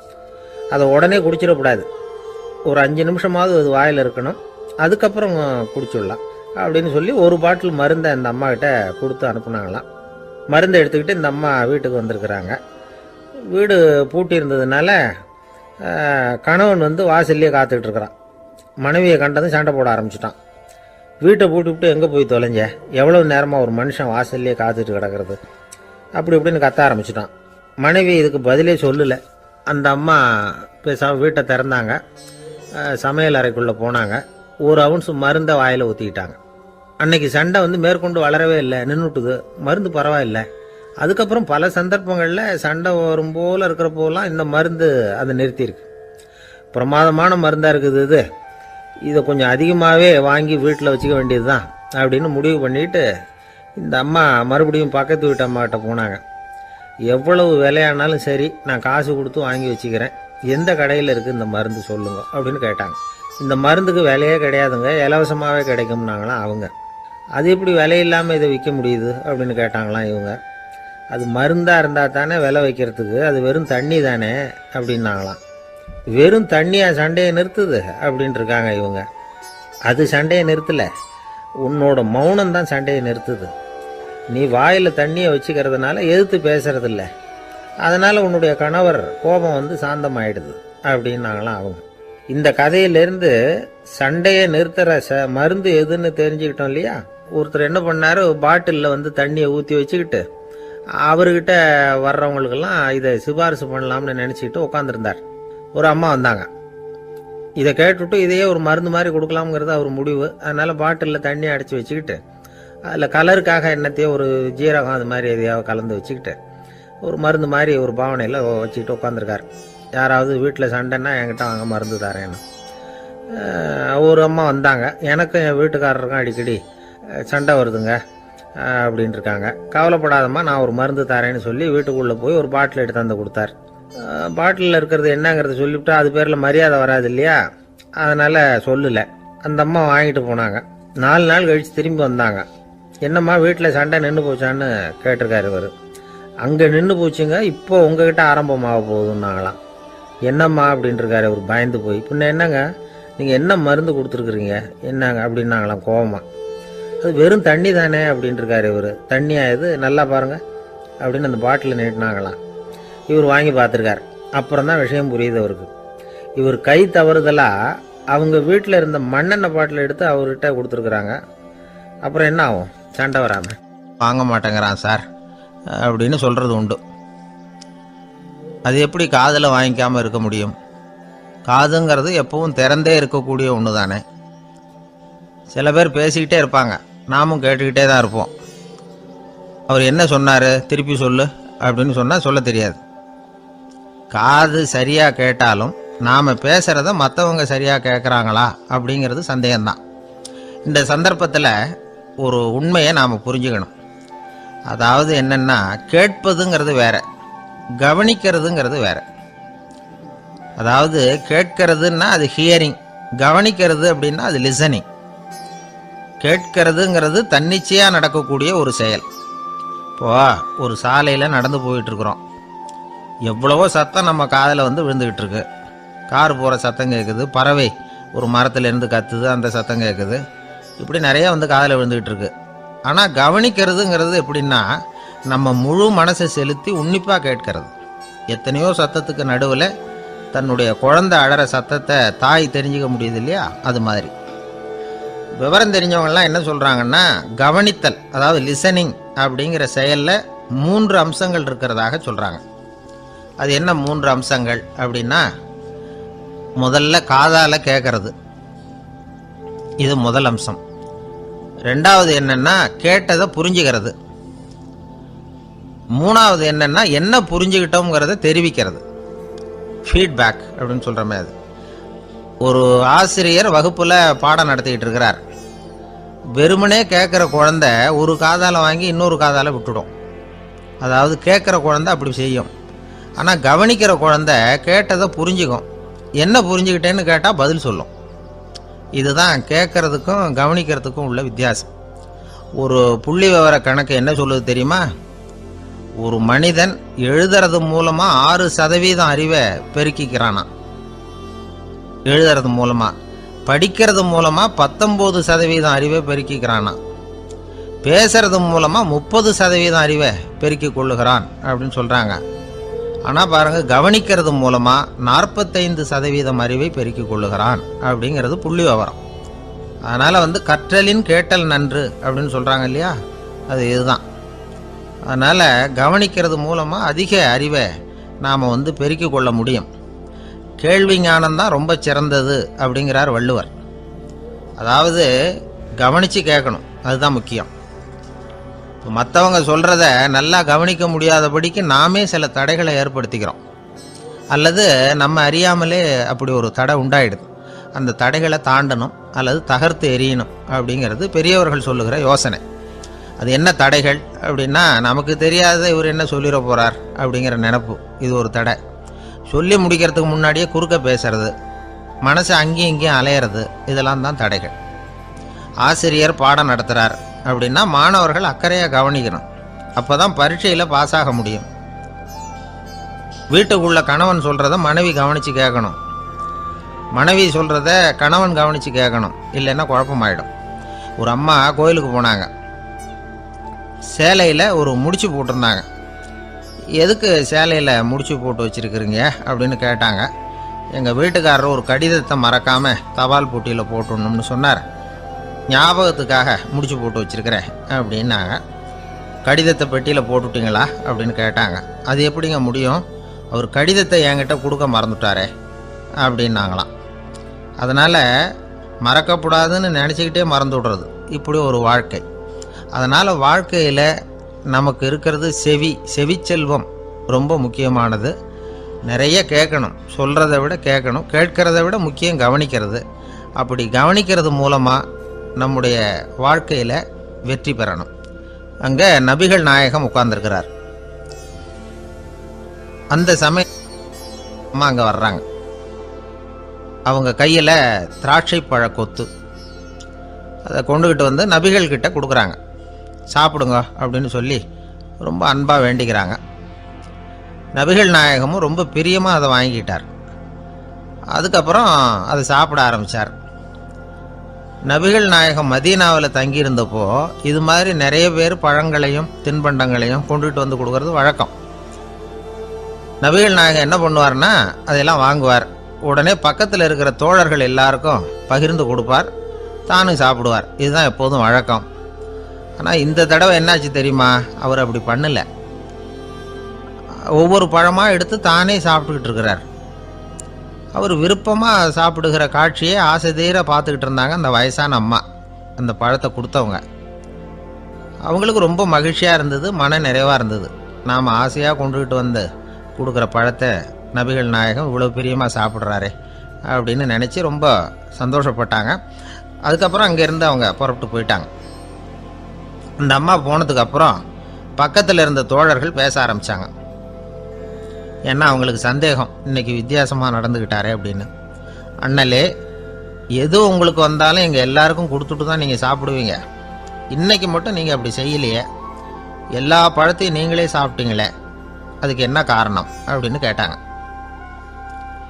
இப்படி கேட்கறதுனால நாயகம் அதை தப்பாக புரிஞ்சுக்க மாட்டார் அப்படிங்கிறது அவங்களுக்கு தெரியும். யாரும் எதையும் அவர்கிட்ட கேட்கலாம், அப்படி கேட்கறதுக்கு உரிமை உண்டு. இந்த ஜனநாயக முறைகளுக்கு அவர்கள் கொடுத்த மரியாதை இது. தோழர்களின் கேள்விக்கு நபிகள் பதில் சொல்ல ஆரம்பித்தார். நண்பர்களே, அந்த அம்மா ரொம்ப பிரியமாக அந்த பழங்களை என்கிட்ட கொண்டுகிட்டு வந்து கொடுத்தாங்க. முதல்ல ஒரு பழத்தை எடுத்து வாயில் போட்டு பார்த்தேன். அது ரொம்ப புளிப்பாக இருந்தது, சாப்பிட்றது ரொம்ப கஷ்டம். உங்ககிட்ட யாருக்காவது அதை கொடுத்துருந்தா அதில் வாயில் போட்டதும் புளிப்பு தாங்காமல் முகம் சுழிச்சிருப்பீங்க. அதை அந்த அம்மா பார்த்துட்டாங்கன்னா வருத்தப்பட்டிருப்பாங்க. ஆசையாக கொண்டுகிட்டு வந்து நமக்கு கொடுத்துருக்குறாங்க. அவங்க அன்பான மனசை நோகடிக்கிறதுக்கு நான் விருப்பப்படலை. அதனால் முகம் சுளிக்காமல் சாப்பிட்ணுமேங்கிறதுக்காகத்தான் அந்த பழங்கள் பூராவே நானே சாப்பிட்டுட்டேன் அப்படின்னு புன்முறுவலோட பதில் சொன்னாராம் நபிகள் நாயகம். இன்னொருத்தர் மனசு புண்படக்கூடாதுங்கிறதுக்காக புளிப்பையும் இனிப்பாக ஏற்றுக்கொள்ளுகிற பண்பாடு இருக்குது பாருங்கள், அது ஒரு பெரிய நாகரிகம். அது எல்லாருக்கும் சுலபமாக வந்துடாது. நல்லா இருக்கிற பழத்தையே என்ன இவ்வளவு மோசமாக இருக்கேன்னு சொல்லுகிறவர்கள் தான் நம்மக்கிட்ட அதிகம். இந்த காலத்தில் இல்வாழ்க்கையில் இந்த நாகரிகத்தை சில பேர் கடைப்பிடிக்கிறது உண்டு. நல்லா இருக்க இல்லையோ முகம் சுளிக்காமல் சாப்பிட்ருவாங்க. ஏன்னு கேட்டால், எதுக்காக சார் வீண் வம்பு, ஏதோ நமக்குன்னு கொடுத்து வச்சது அவ்வளவுதான் அப்படின்னு நினச்சிக்கிட்டு போக வேண்டியது தானே அப்படிம்பாங்க. இவங்கெல்லாம் கூட ஒரு விதத்தில் பண்பாடு தெரிஞ்சவர்கள் தான். ஒரு ஆள் ஊரெலாம் சுற்றி விட்டு கடைசியில் அழுத்து போய் ஒரு ஹோட்டலுக்குள்ளே நுழைஞ்சானான். ரொம்ப களைப்பாக இருந்தது அவனுக்கு. அதனால் ரொம்ப களைப்படைஞ்சு போய் ஒரு நாற்காலியில் போய் உட்காந்துருக்கிறான். இவனை பார்த்ததும் சர்வர் ஓடி வந்தார். சார், உங்களுக்கு என்ன வேணும்னு கேட்டார். எனக்கு தேவை 2 தோசையும் கொஞ்சம் அன்பான வார்த்தைகளும் அப்படின்னா. சர்வர் உள்ளே போனார். 2 தோசையை கொண்டாந்து வச்சார். அன்பான வார்த்தை கேட்டனே அப்படின்னா இவன். சர்வர் ரொம்ப பணிவாக குனிஞ்சு இவன் காதோரமாக சொன்னார், ஐயா, இந்த தோசையை சாப்பிட்றாதீங்க, புளிச்சு போன பழைய மாவு அப்படின்னார். இது பாருங்கள், அன்பான வார்த்தையும் 2 தோசையும் கேட்டார், கொண்டாந்து கொடுத்துட்டார். இப்படி இருக்கிறவர்களும் இன்றைய மனிதர்களில் அதிகம். அதனால் மனிதர்கள் ஒவ்வொருத்தரும் ஒவ்வொரு விதம்.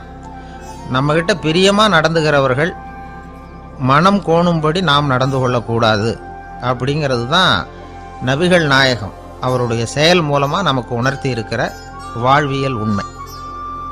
கழுதிய நண்பர்கள் எங்கே போனாலும் சேர்ந்தே போவாங்க வருவாங்க. அப்போ அந்த கழுதை கொஞ்சம் கவலையோடு பேச ஆரம்பிச்சுதான். அதோ பாரு, அங்கே ஒரு புதர் தெரியுது இல்லையா, இந்த புதருக்குள்ளே ஒரு சிங்கம் இருக்குது. அந்த பக்கமாக நான் போகிறப்போ வர்றப்போலாம் அது என்கிட்ட வம்பு வளர்க்குது, தகராறு செய்யுது, என் மேலே பாயுது, என்னை தாக்குது, ஏன்னு தெரியல அப்படின்னுது. இதை கேட்டதும் அந்த குரங்கு சொல்லிச்சு, இனிமேல் கவலைப்படாத, இந்த தடவை நான் உன்னை காப்பாற்றுறேன்னுது. அதுக்கப்புறம் ஒரு நாள் அந்த குரங்கும் கழுதியும் அந்த புதர் பக்கமாக போய்கிட்டு இருந்தாங்க. எதிர்பார்த்தது மாதிரியே நடந்தது. இந்த சிங்கம் எதிரில் வந்தது, கழுதியை பார்த்தது, உடனே அது மேலே பாய ஆரம்பிச்சுட்டுது. அவ்வளவுதான். உடனே இந்த குரங்கு என்ன பண்ணிச்சு தெரியுமா, கிடுகிடுன்னு ஒரு மரத்து மேலே ஏறி உட்காந்துக்கிட்டுது. அங்கே உட்காந்துக்கிட்டு கீழே அந்த கழுதியும் சிங்கமும் போடுற சண்டையை வேடிக்கை பார்க்க ஆரம்பிச்சுட்டுது. கொஞ்ச நேரம் கழித்து அடிபட்ட காயத்தோடு அந்த கழுதை மெதுவாக நடந்து வந்தது. குரங்கும் மெல்ல மரத்தை விட்டு கீழே இறங்கிச்சு. இப்போ கழுதை கேட்டுது, என்னை காப்பாத்துறேன்னு சொல்லிவிட்டு காலை வாரி விட்டுட்டியே, நீ பாட்டுக்கு மரத்து மேலே ஏறி உட்காந்துக்கிட்டே, இது நியாயமானது. குரங்கு பரிதாபமாக அதை பார்த்துது. நான் மரத்து மேலே இருந்து நீங்கள் 2 பேரும் சண்டை போட்டதை பார்த்துக்கிட்டு தான் இருந்தேன். உன்னோட சத்தம் தான் அதிகமாக இருந்தது, அது நீ சிரிக்கிற மாதிரி எனக்கு கேட்டுது, அதனால் நீ தான் ஜெயிச்சுக்கிட்டு இருக்க போல இருக்கு அப்படின்னு நினச்சிவிட்டேன்னு. இன்றைக்கி பல பேர் இப்படி தான் இருக்கிறாங்களாம். யார் ஜெயிக்கிறாங்க யார் தோக்குறாங்கங்கிறத முகத்தை பார்த்து கூட கண்டுபிடிக்க முடியறதில்ல, பேசுகிற பேச்சை வச்சு கூட கண்டுபிடிக்க முடியறதில்ல. தோற்கிறவங்க கூட சிரிக்கிற மாதிரி முகத்தை வச்சுக்கிறான். இன்றைய மனிதர்கள்கிட்ட ஏகப்பட்ட முரண்பாடுகள். பொய் முகங்களோட உலவுகிறவர்கள் தான் அதிகம். உண்மை முகம் எங்கே இருக்குது அப்படிங்கிறத புரிஞ்சுக்கிட்டு நண்பர்களை தேர்ந்தெடுக்கணும் அப்படிங்கிறது ஒரு முக்கியமான கருத்து. கடவுள் இந்த உலகத்தை படைச்சுட்டு அதுக்கப்புறமும் கொஞ்ச நாள் இங்கேயே தங்கியிருந்தாராம். அப்போ தான் அவருக்கு ஒரு உண்மை புரிஞ்சுதான், இந்த உலகத்தில் தங்கி இருக்கிறது எவ்வளவு இடைஞ்சல்னு. தினமும் மனிதர்கள் தேடி வந்து ஏதாவது புகார் சொல்லிக்கிட்டே இருந்தாங்களாம். எனக்கு அது வேணும் இது வேணும்னு கேட்டுக்கிட்டே இருந்தாங்களாம். சில பேர் வந்தாங்க, நாங்கள் வந்து விவசாயம் பண்ணுறோம், தண்ணி இல்லாமல் பயிர் காயுது, எங்களுக்கு மழை வேணும் அப்படின்னாங்க. அவங்க போனதும் அதுக்கப்புறம் சில பேர் வந்தாங்க, நாங்கள் வந்து மண்பானை செய்கிறவங்க, நிறைய பானை செஞ்சு வச்சுருக்குறோம், மழை பெஞ்சால் எல்லாம் கரைஞ்சி வீணாக போயிடும், அதனால் இன்றைக்கி மழை பெய்யக்கூடாதுன்னாங்க. கடவுள் பார்த்தார், அவருக்கு என்ன பண்ணுறதுன்னே தெரியல, ஏகப்பட்ட குழப்பம், தலையை பிச்சுக்கலாம் போல் இருந்தது, கிட்டத்தட்ட பைத்தியம் பிடிக்கிற அளவுக்கு ஆயிட்டுது. எல்லாருடைய ஆசைகளையும் அவரால் நிறைவேற்ற முடியல, ஏன்னா ஒன்றுக்கு ஒன்று முரண்பாடாக இருந்தது. ஒரு நாள் தன்னுடைய அமைச்சரவையை கூட்டி ஆலோசனை கேட்டார், என்ன செய்யலான்னு சொல்லுங்கன்னார். இது என்ன பிரமாதம், பேசாமல் இமயமலை அடிவாரத்தில் போய் உட்காந்துங்க, யாரும் தொந்தரவு பண்ண மாட்டாங்கன்னாங்க. அங்கேயும் மனிதர்கள் வர ஆரம்பிச்சுருவாங்க.